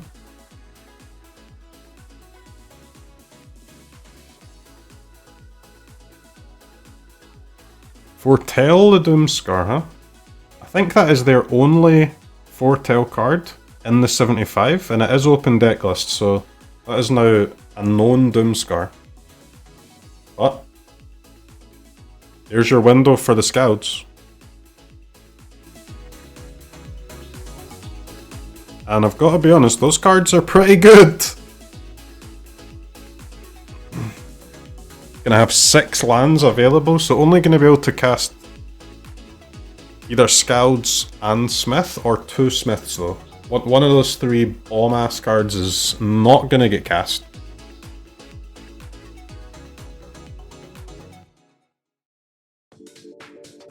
But these automatons doing a very good job at like kinda almost forcing the Doomscar by themselves. And it's quite a feels bad to Doomscar this board when there's 2 face-up Smiths coming in. And that are basically forced to be cast next turn if you want to use them, right? Rizero would have loved to hold that Doomscar for just 1 more turn. Which maybe they could have done, but on 14, But on 14 with a Wanderer, actually. A Wanderer which they do have enough lands to pay the tax on the exile, pay the ward too. That's a nice Jawari. You force the pay here, and now neither of the Smiths are coming in. That buys you a bit of time to get your Discover the Formula off. Okay, very important that MLG's has got some creature in play here, just any creature, with two Scowl triggers per card coming in next turn. You need any creature in play that can threaten a big attack.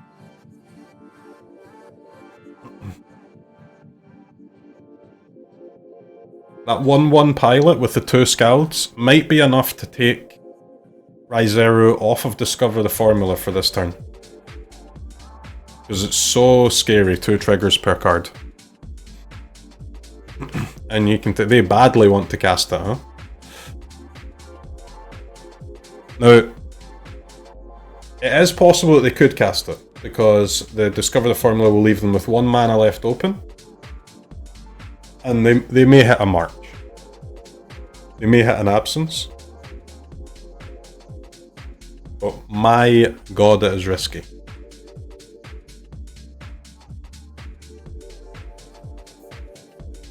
I think if you're MLGs, I would probably play the 2 mana mech and the suit here. Just cast as many cards as possible, get as many triggers as possible.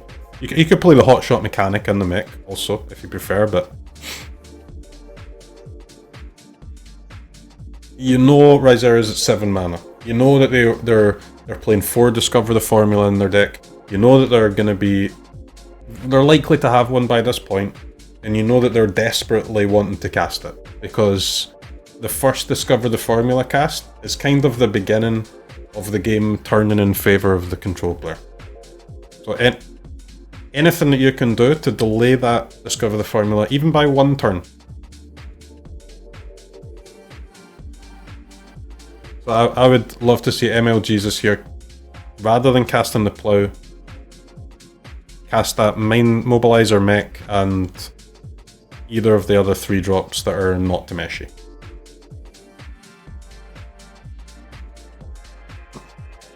Does go for the Plough.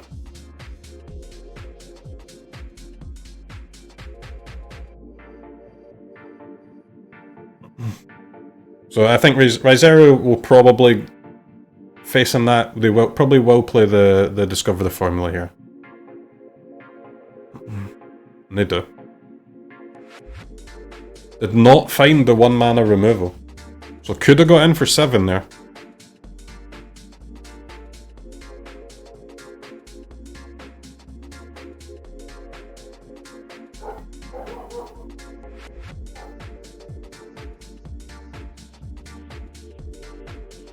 This Tameshi's beginning to look okay though. Yep, here we go.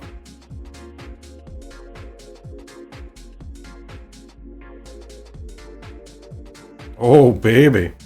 No graveyard exile because of the Hermit and because of the Memory Deluge.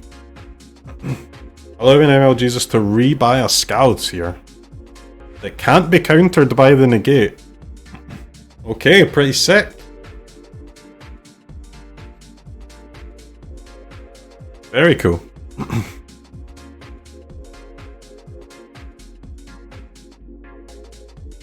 And all of a sudden, even after the Discover the Formula, Raizeru is still under a hell of a lot of pressure.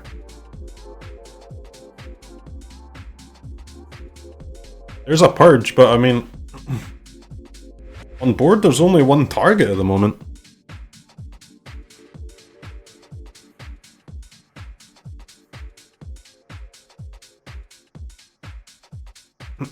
It looks like the turn is about to be passed, with the Tameshi getting to stay alive.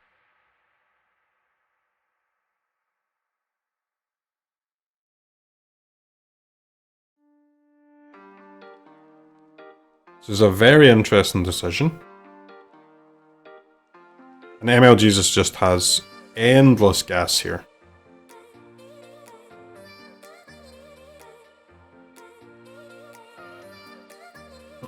Got all this stuff, plus getting the Scalds triggers. Not actually going to be able to get in for any damage this turn, but we'll at least be able to clear one of the 1/1 tokens. Force a chump. Not force a chump, but incentivize one at least.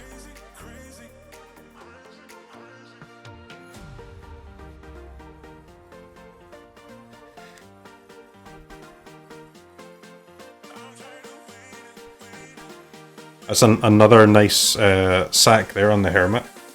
Very similar to the Jawari earlier. Using these tax counters, even when MLGs can pay, but they're still very effective.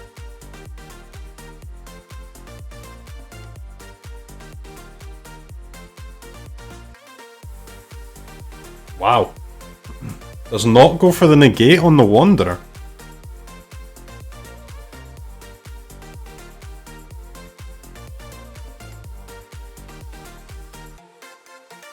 Now, that was an interesting choice.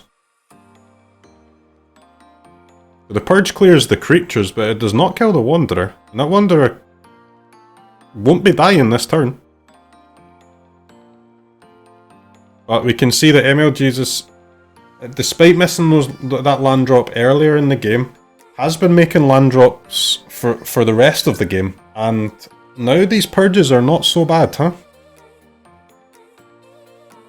And the cards can very reasonably be recast now.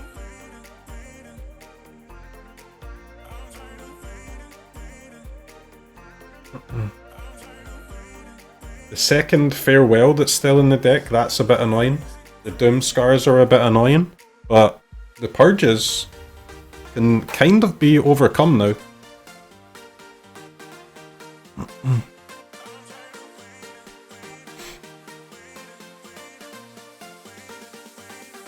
The discount from 4 to 3 on Emperor, very relevant here. Let's them get the Wandering Emperor underneath the Spell Pierce.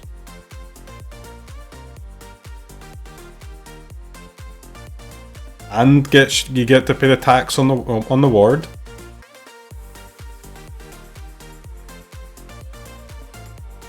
There's another Purge.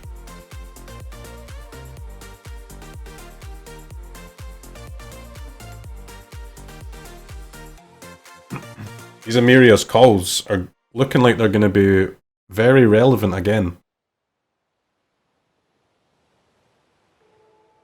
It's quite hard for this artifact deck to get past 2 Angels. At least it is without the... not on the Scald's turns anyway. Without those Scald's counters, it can be hard to grow the creatures that big. But if you need a Scalds, why not just fetch one from your graveyard? Seems pretty good.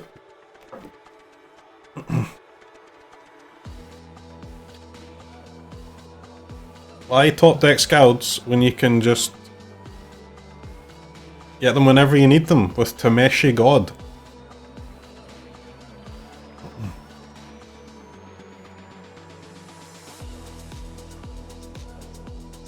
Good attack here. Trade your 2/1 creature for their 4 mana Planeswalker.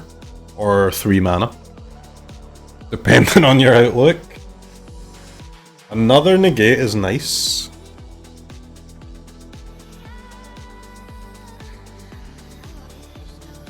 Alright. Here's the Angels, but the Scalds is in play, so now the Angels are not so much of an issue.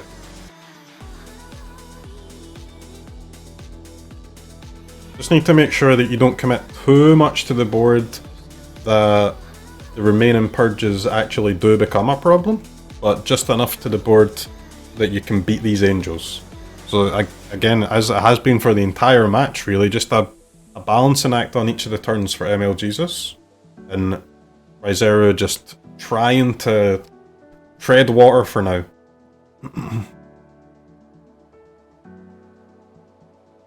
I like what ML Jesus is doing though. Just get your existing creatures big enough and fill the board with some vehicles.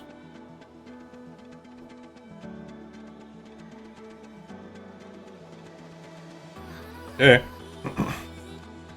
Could have spell pierced that negate. Oh no, you can't. No blue mana. Where's all the blue mana?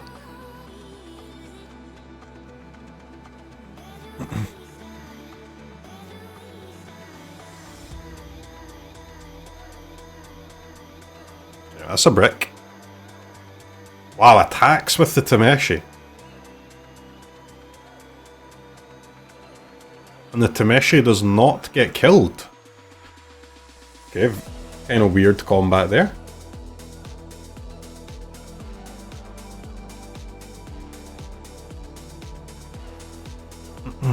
These purges are kind of becoming a liability at this point almost.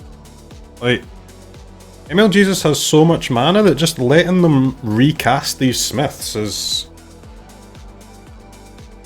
it's kind of awkward, I'm not gonna lie.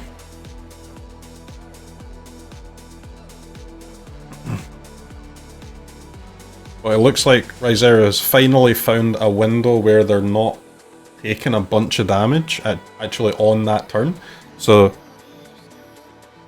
this is finally an opportunity for them to fire off one of these deluges. They can only afford the one for 6. If they want to. And these smiths need to stop bricking, man.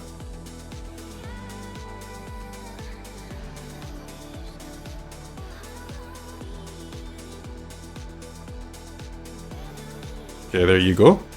Bankbuster, Maul, or Mech. Pretty easy choice.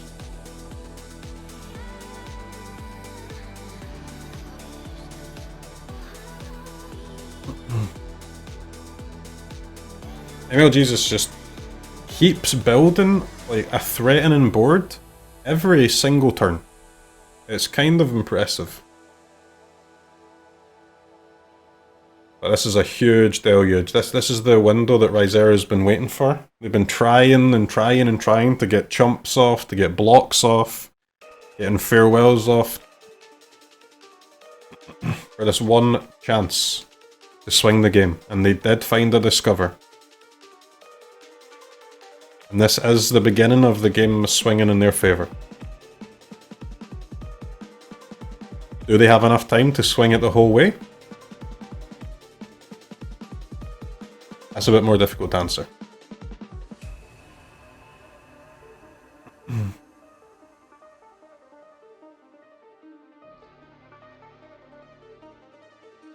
No Scalds on the battlefield, so this Legion Angel is nice this turn. It will get a block off next turn. So some relevant block if MLGesus does go for an attack all.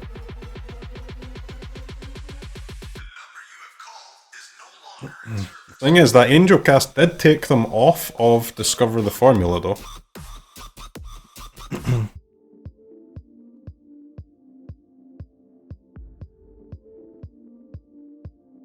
Miria's Call, just insane here. To protect your guys and let you go for a big attack. Okay. I'm extremely surprised that they didn't spell pierce that negate to resolve the Miria's Call.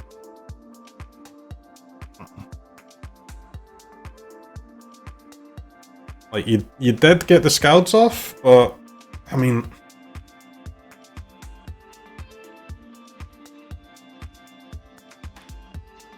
your attacks are not amazing now. They're not bad. Let's get that straight, but they're not amazing. Like they would have been with the call. So now Rizera can actually trade for 2 creatures if they want.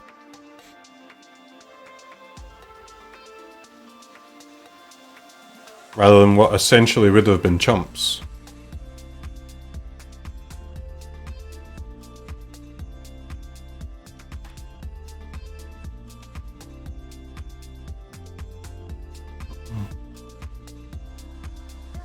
Ten mana available for Rizera. Gotta go for the call, yeah. This artifact deck just doesn't stop, huh? It's crazy.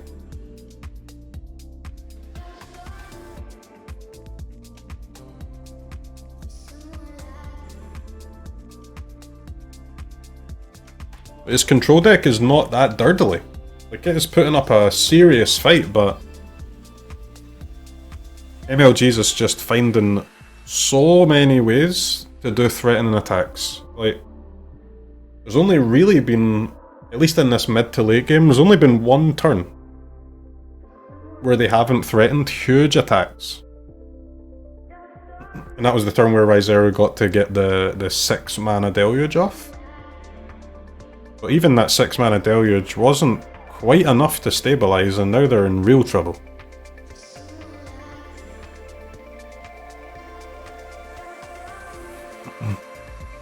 Now they're chumping 2-drops with their 4/4 flyers. Not where you want to be.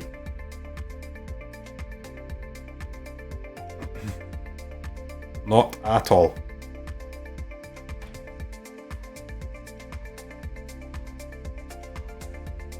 Wow. Spell Pierce, add a counter. Alright.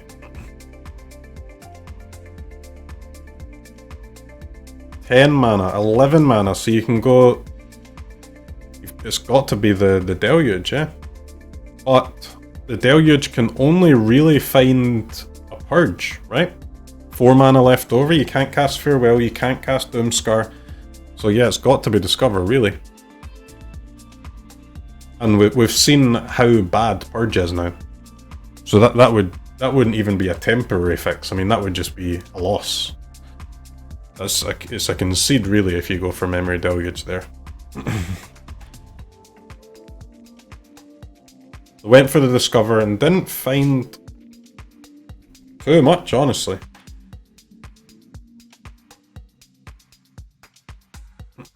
You can Fateful Absence 1, you can March and exile your Angel to remove another, you can chump a 3rd and you're just dead to the 4th creature. And it's looking like we go to game 3, with MLGesus having 1 minute on the clock and Ryzeru having 4 minutes on the clock.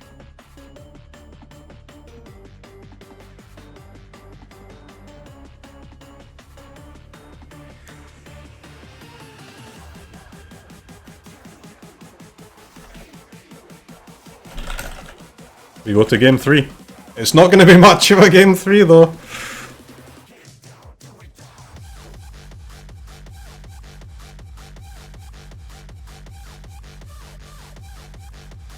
Okay, so obviously MLGesus cannot end the game in 1 minute. So are we about to see a shift enter war? I hope not, but I suspect so. Would be what I'm going to say. Or are they about to smark with a plough? The 1 minute plough smark? Alright, let's go. 57 seconds. A plough in a dream.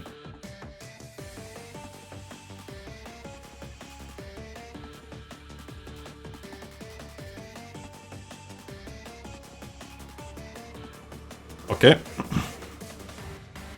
Crossroads, really not good for your clock here.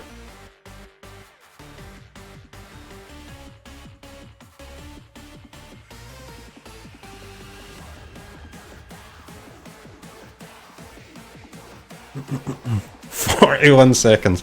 Man, when you've got under a minute, that clock goes down fast, huh? Jesus. That is not the hand MLGesus wanted to see. Here comes the plough.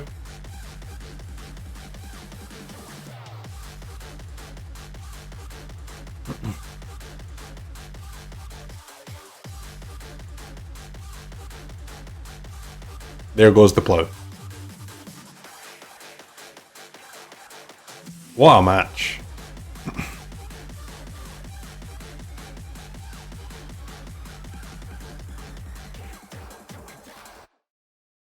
Actually, no board wipe at the moment for Ryzeru. But just not enough damage on board. Like, I mean, MLGesus needs... well, needs Ryzeru to do nothing. And even if they don't cast any other spells, it needs like, what, 3 or 4 attack steps here? Combat steps?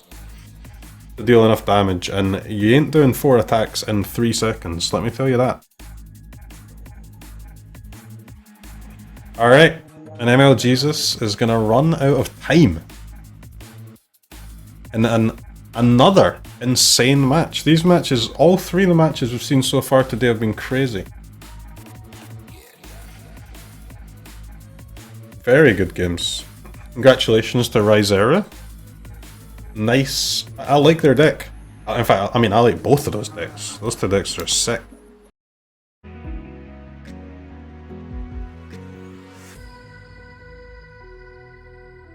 Jumping into the next game on game 2.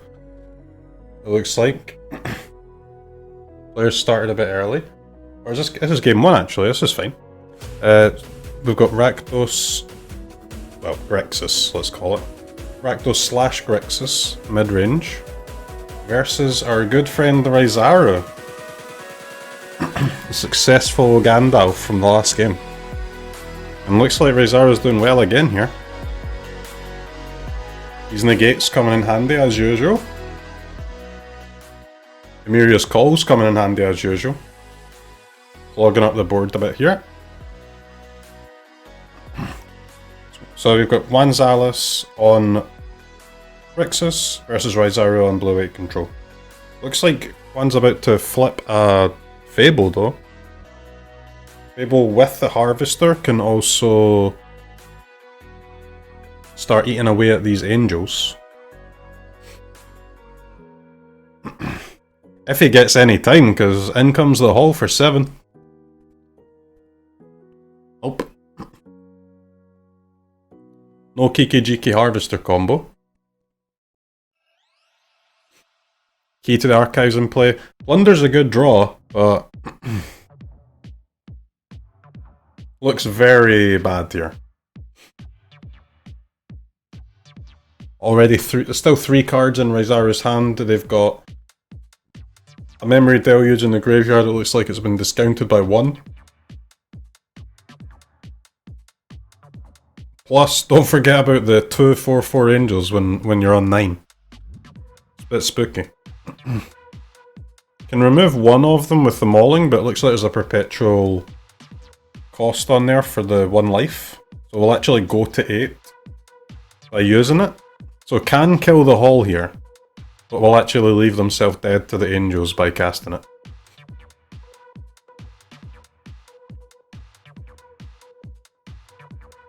So looks like a bad spot to be in. It looks like we are going to game 2 pretty quickly.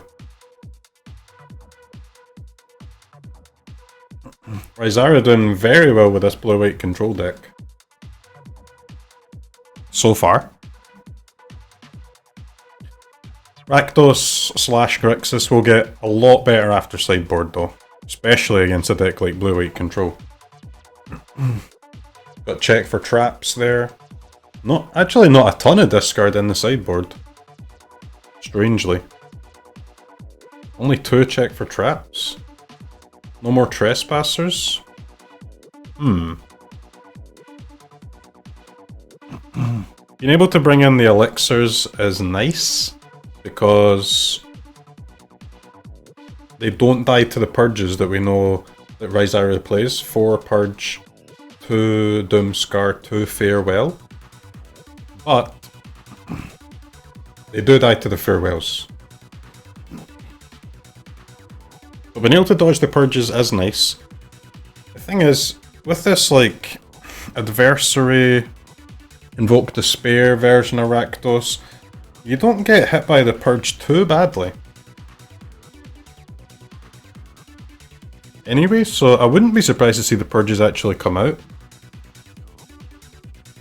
There's just not a ton of creatures in this deck. That's the problem for the control player against this deck though. There's not a huge amount of creatures, but they all have to die. So you need to play some board clears here, if you're Rizara. But you can't keep too many of them in either. So it gets a little tricky. if you have too many of them, then you're just gonna have to start blowing them on like one creature, or maybe there won't even be any creatures on the battlefield, and they're just clogging up your hand doing nothing while your hand's getting picked apart by the discard spells. So it's a fine balancing act. This is a very good hand. Just get rid of one of the removal spells. You need some lands, of course, but Plunder on the play against the control deck, you don't hate it.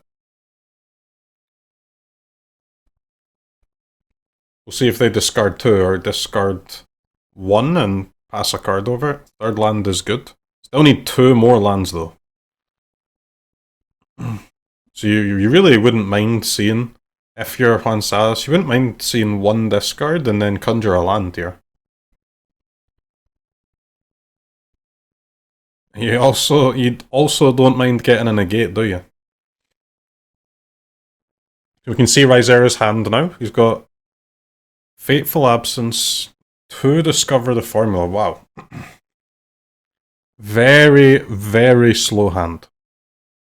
I mean, negate is just an absolute monster hit off of that Plunder when they've got 2 discovers, huh? So you can go mauling here and give up the Connoisseur to be able to just slam the Invoke Despair. They do go for the mauling. Or you could have played the Untapped Pathway and played the Connoisseur, but then you'd be giving up the Despair, although there is still the opportunity that you draw an untapped land there. Passes with negate up only. Kinda weird.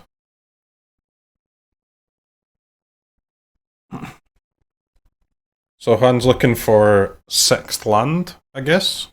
And then they're just gonna cast all these with negate up. The problem is that missing these lands has actually given Rizuru enough time to make these land drops that this negate is still annoying, but it's not the end of the world.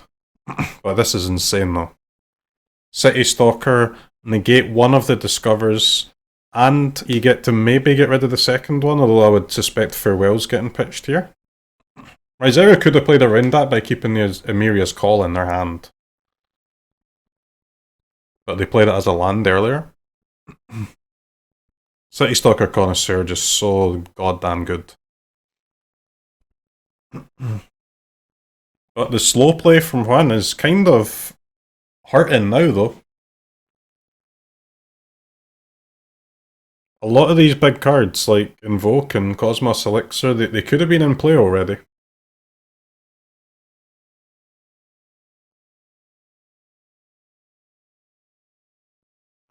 Goes for the Elixir, trying to save the Invoke.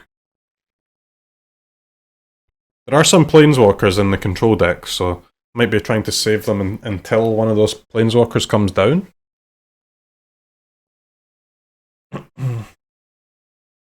A bit too much removal in the hand right now though, with the Molten Impact and the Bloodchief's Thirst, so really quite an awkward hand.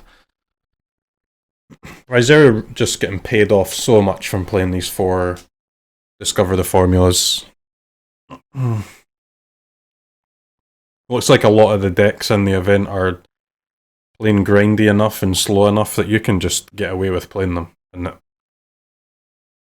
of course, Discover the Formula is an incredible card if you've got enough time to not only cast it, but then get another turn to actually make use of your discounted cards. Alright, check for trap is nice, and as Invoke Despair is also very, very nice when your opponent's played a 5-mana 5/5 dragon. They spend 5 mana, play a dragon, you spend 5 mana, you kill that dragon, deal 4 damage and draw 2 cards. Seems like pretty good to me.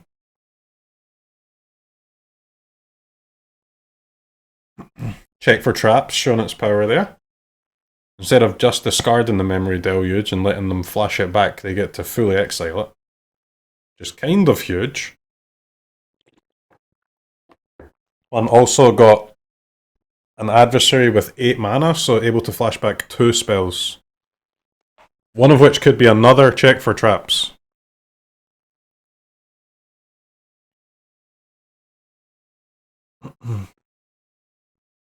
Rizera playing the Jawari as a land. Could have held that there. And could have hit one of the spells off of the adversary if one goes for it.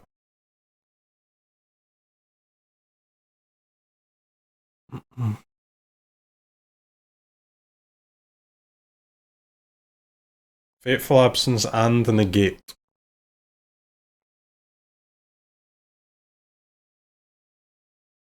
Fable and a Mirrorbreaker's a nice draw too, though.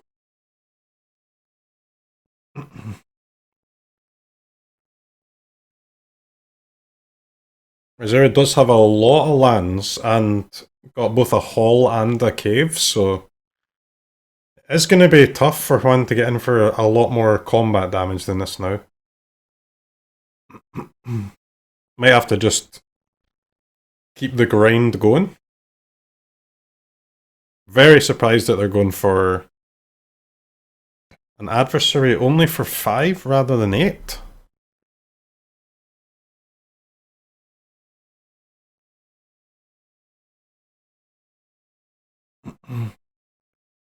The Negate and the Fateful Absence are face up. So you know that you could have resolved we could have resolved one of 2 spells if you wanted. It's a lot of damage though. That Negate takes Rizero off of the cave for the turn, so getting in for 6. Fateful Absence is pretty much forced. Still got 2 mana left over, can crack the clue.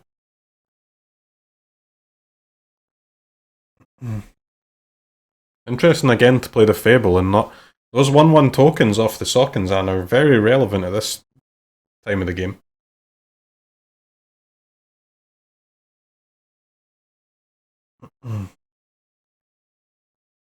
This is where it gets hard to deal any further damage though.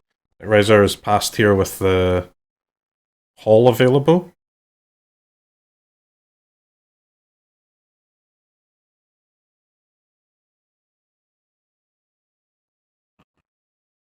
City Stalker is very nice for getting rid of Doomscar, and Hive is absolutely insane for dealing damage. That Hive might be game winning. Hall is very good, and Cave is very good, but they can't block a Hive.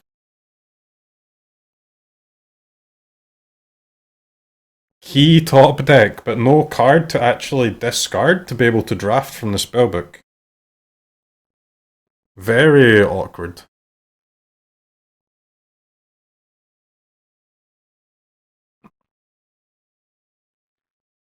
Alright, that's a lot of damage.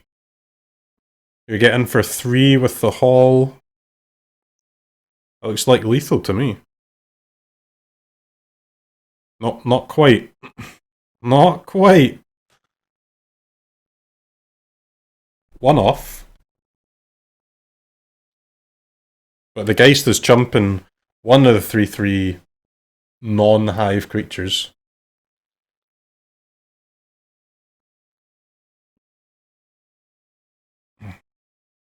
So difficult for Rizera to turn the corner here. That's just the power of the Hive.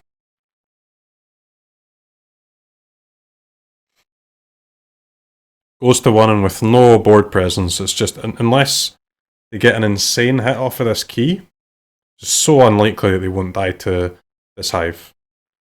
There's Farewell. I mean, you can clear the board, but you're dead to Hive. It's too good.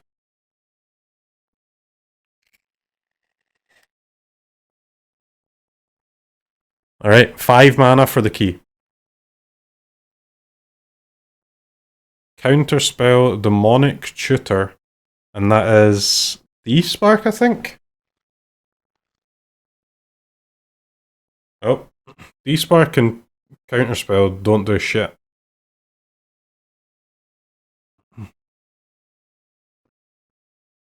Wasn't that Demonic Tutor? Did they have nothing to fetch? Probably not. Fetch for 2, 3 mana left over? Nah, you ain't doing nothing.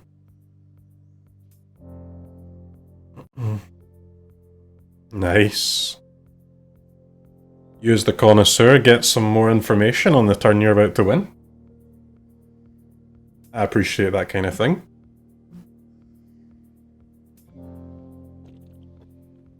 Alright, we can go to game 3 now. You can see how it's so much harder for the control deck against Rakdos after game 1. You can get some of your useless like removal spells out of the deck, you can get more discard in, you can get like more trespassers in. You've even got Cosmos Elixir, stuff like that.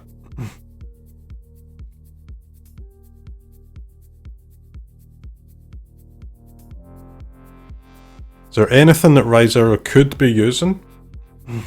I'm surprised that they're not playing the Wanderers. I think the Wanderers could be good. Especially in a deck with a lot of hives. A lot of hives. KKGK wants to tap itself very often. Adversaries want to attack.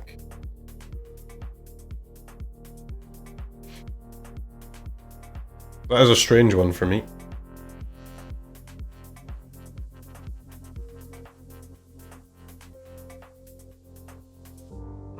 Okay, this is going to be a good game. It's very good hands for both players.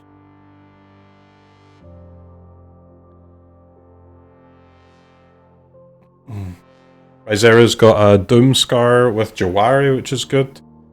Let's get the Bankbuster down.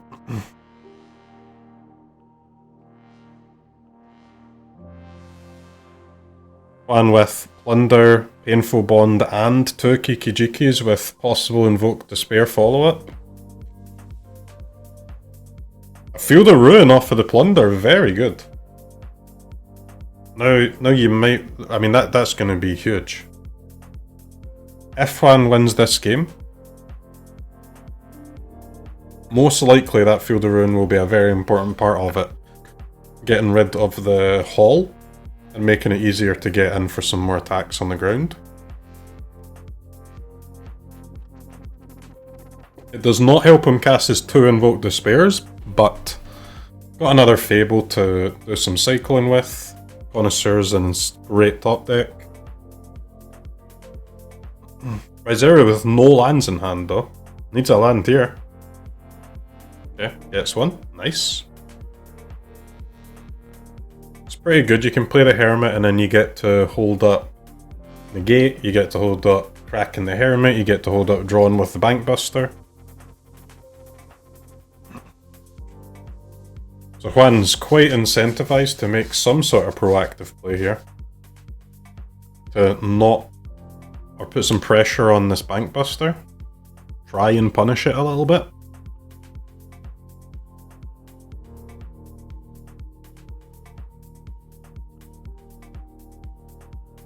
Looks like it's going to be Thirst and Fable. The Fable will run into the Negate, but... Negate on the Fable isn't the end of the world. It kind of opens the door to get the Invoke Despairs through. Are we going to see a repeat of game 2 where Rizero goes for the dragon and then Juan just absolutely destroys it with Invoke?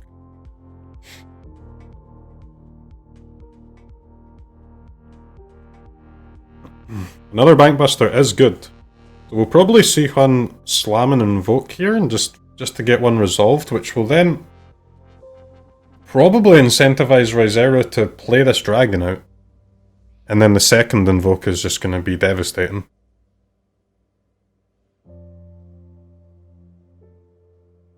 In fact, the second Invoke is almost lethal.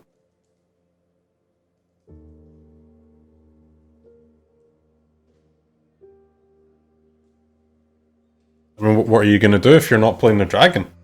Are you going to Wrath one creature? Are you going to play a 3-mana 2/2 and draw off the Bankbuster? You kind of got to play the dragon, right?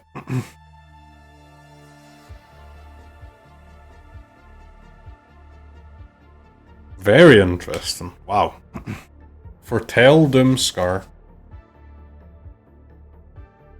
So you could... I guess Rizero can draw off of the Bankbuster, make a pilot and a treasure, and you can block with the other Bankbuster.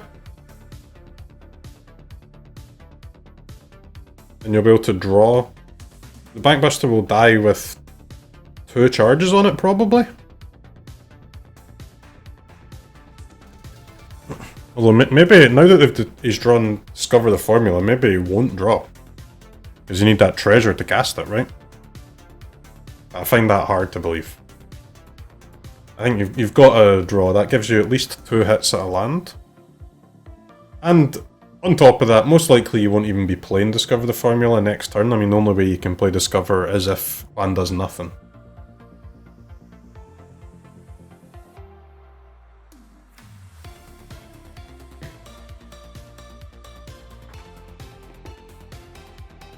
Down to 4.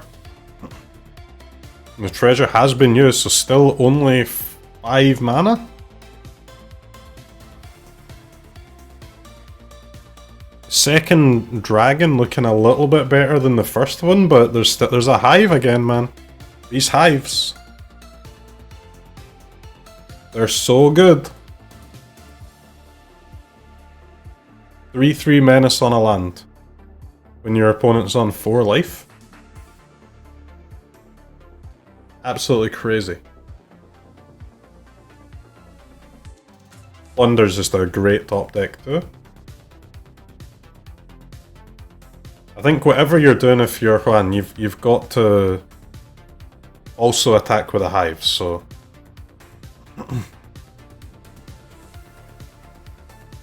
although maybe not when you get an invoke. So this invoke is just basically lethal if it resolves. So if you're Juan, you really just want to build a board which you think can incentivize Rizera to tap as much mana as possible on their turn. So a great way to do that would be to get them to cast a Doomscar, right? They cast a Doomscar, even if it's Form Foretell, it's still at least 3 lands getting tapped, so... Because you want Rizera tapped out so you can just invoke for lethal. So that's basically Juan's entire plan from now on, is make Rizera tap as much mana as possible. Find a window to cast this thing for lethal.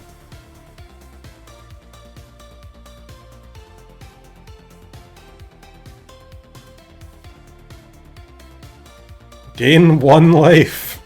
I mean, that is actually relevant. Going from 4 to 5 is no joke. So now Invoke would not be lethal if Rizera had a creature in play. It would be right now because of the 2/2 attacker, but in the future I think that it could be relevant.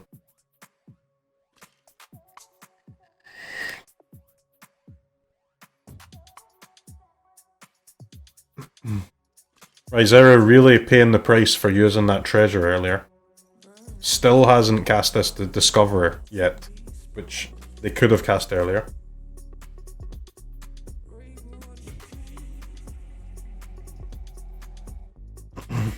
Fable just doing Fable things. Making 2 crazy creatures, cycling your land drops. Card is unbelievable.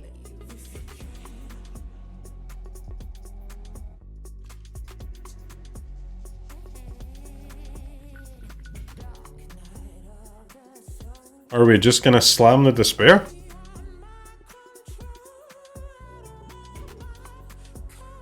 He's thinking about it.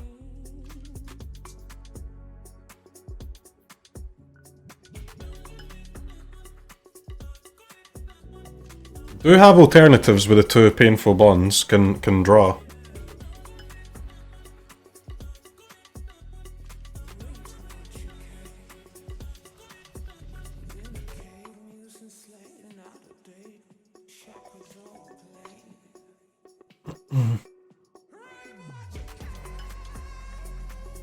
Does slam it, and that is just GG.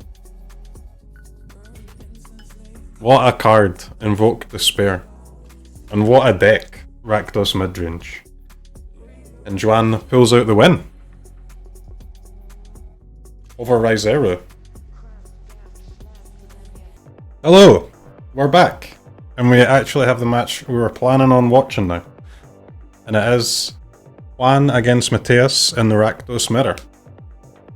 As I said, Mateus's deck is very slightly more greedy, so it's not going to be a massive edge, but it is an edge. No Valky in the main deck for Juan, and Tibble can be a very relative force, especially in game 1. So we'll see if that. There's not too much difference in the deck list other than that, but Valky/Tibble is a card that is bigger than anything that Juan has in their deck. Now the invokes are a good answer to it after it's come into play, but not that good of an answer because despite killing the Tibble is still going to be up 2 cards most of the time. But this is a cool mirror match. There's a lot of discarding going to be going on. There's a lot of must answer, high threat threats, many threats. So we'll see how it plays out. Looking at the hands, it looks kinda well balanced right now. Connoisseur's going to come down. Probably hit one of the removal spells, save the plunder. Most likely it's a braid that goes. Yep. Trespasser can be annoying to deal with, especially game 1 before the Orvars and stuff come in, but after the Orvars are in, Trespasser is a real liability. But in game 1, very nice. The ward discard a card is so strong when there's no Orvars available. When there are Orvars available, the ward discard a card is horrible.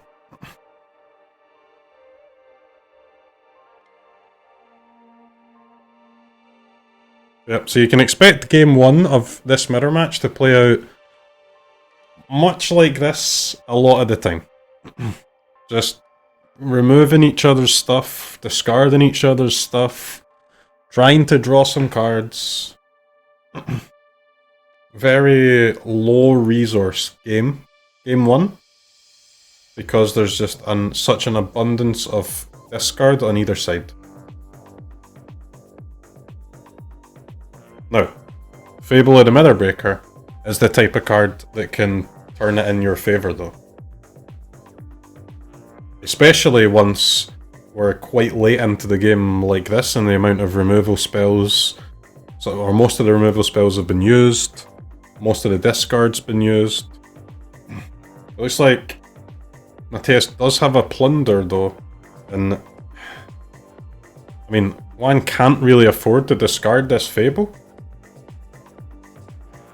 to the plunder, so he's most likely going to discard the impact and then give Mateus a card from their deck.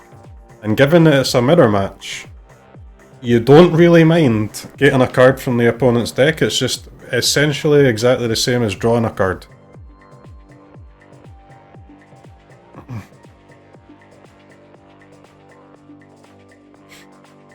Drawing that plunder though, that was kind of insane. Okay. The plunder with the Molten Impact damage, killing the treasure generating creature there. Pretty good.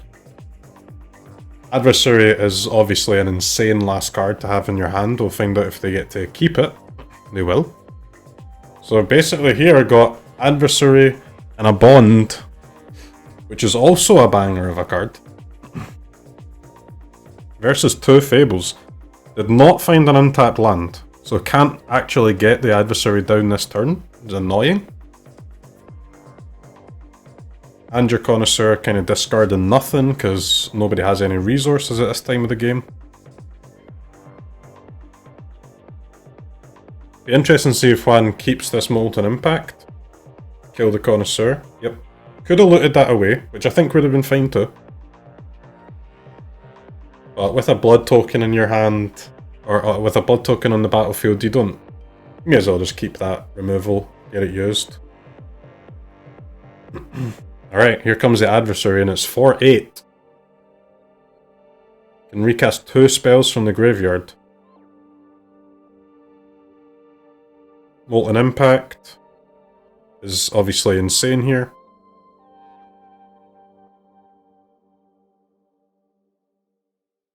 So Mateus has 2 damage pulled in from a Molten Impact, and Juan has 1. And there is the Valky. Right on time to do exactly what we said it was going to do. Split the mirror. There's the plunder though. There's no way Mateus is discarding this Valky. It's not going to happen. So, Juan is going to get a card here. What is it? A Trespasser, which honestly, it's not bad. But let me tell you, it's not as good as a Tibble.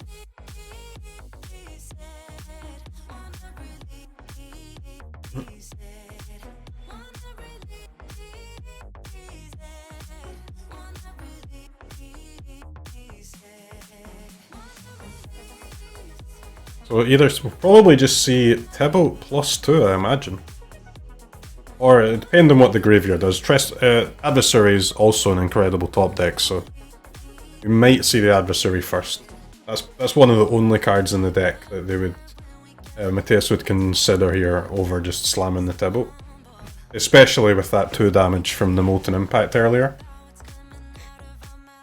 So you can Adversary for 8 again, cast another 2 spells, get your Molten Impact trigger off, kill the Kiki-Jiki, and you've still got the Tibble in play. In hand, sorry. Pretty crazy.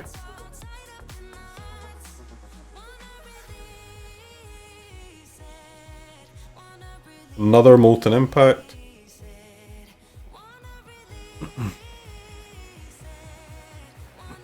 Wow. Molten Impact on the Trespasser. Gonna discard the Tibble.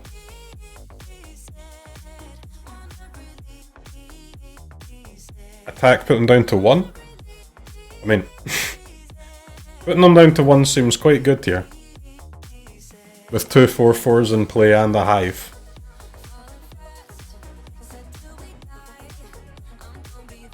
And we go to game 2. And that was the power of Molten Impact. It's an incredible card. Being able to remove something for 2. And then a lot of the time, like, if you've not played with Molten Impact, you might read the card and think, okay, that's pretty cute, like that. You can pull some damage and then you can use it on another creature another time. I'm sure that'll be relevant every now and then, you know? I'm sure you get to pull 1 damage, pull 2 damage, and maybe that'll be enough to kill another creature every now and then. But nope. You're going to use that extra damage to fully kill another creature a huge amount of the time. The card is absolutely insane.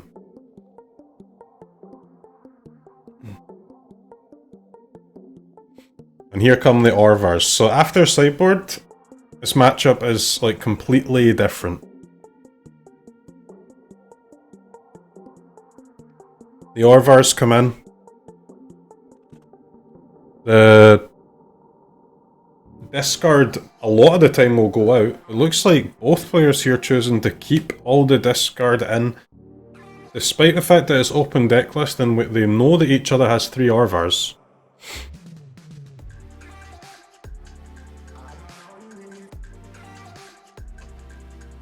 So after sideboard the matchup is even slower, as both players trying to like second guess each other with, do they have Orvar? When do you weave in your discard spells? The amount of removal in the deck goes down, but the number of must-kill threats actually goes up, interestingly.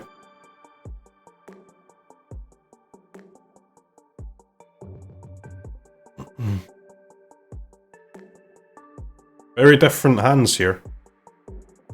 Mateus on the bottom with some value cards, got an Orvar, and Juan up the top with a bunch of discard, and a bunch of despairs, and a bunch of adversaries.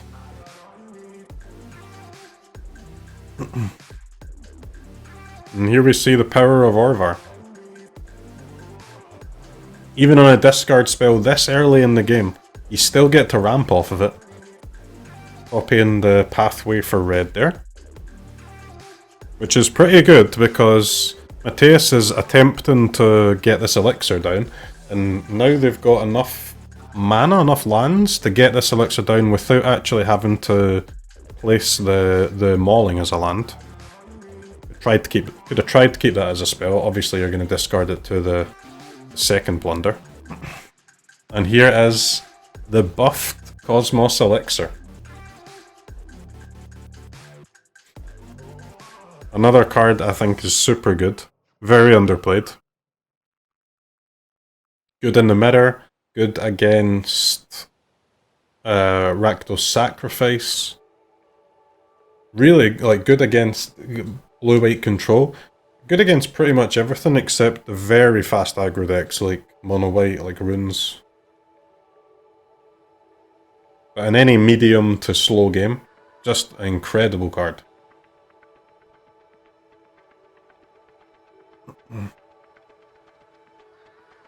And here we see just all the discard like batting against each other, but this Cosmos Elixir will just run away with this game. If left unchecked, which it looks like it's going to be.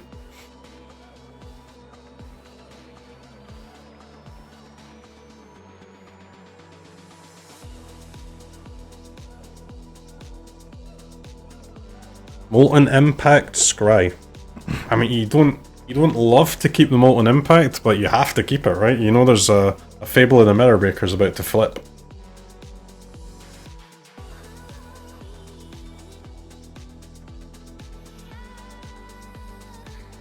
And there's a second.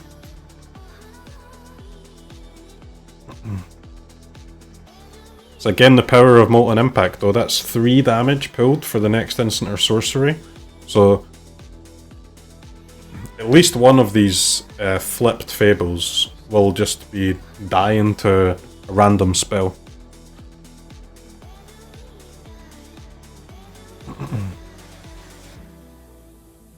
A scry every turn off the Cosmos Elixir. At least, right? And that's the floor of Cosmos Elixir. Now, rather than a scry, you're just getting to draw. And then in these mirrors, when there's so much discard, so much removal, where the board most of the time will just end up with like 1 or 2 2/2s on it, and that's it. Cosmos Elixir can take over. Check for traps, pretty nice here. Get rid of the Molten Impact and kill one of the Kiki-Jikis. Kiki-Jiki is an incredible creature, but not that good by itself. Needs something else with it. How about another Kiki-Jiki? That works. I'm sitting on 22 life, so Cosmos Elixir is about to start drawing a card a turn now.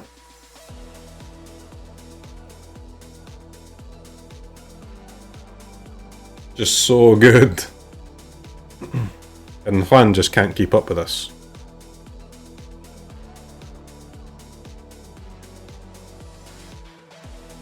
You're drawing 1 card a turn and your opponent's drawing 2. You're going to be dead real fast.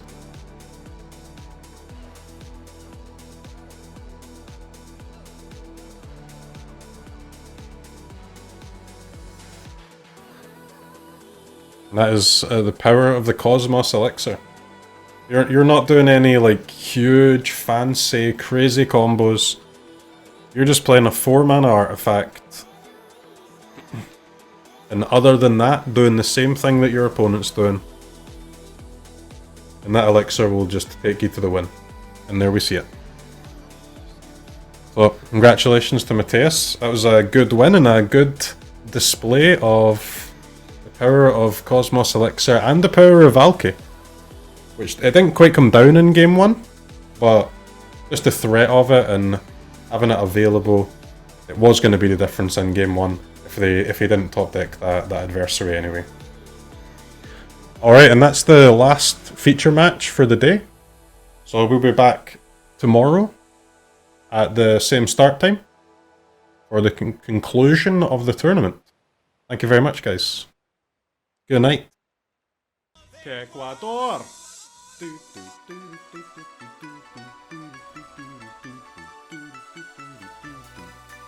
Ecuador!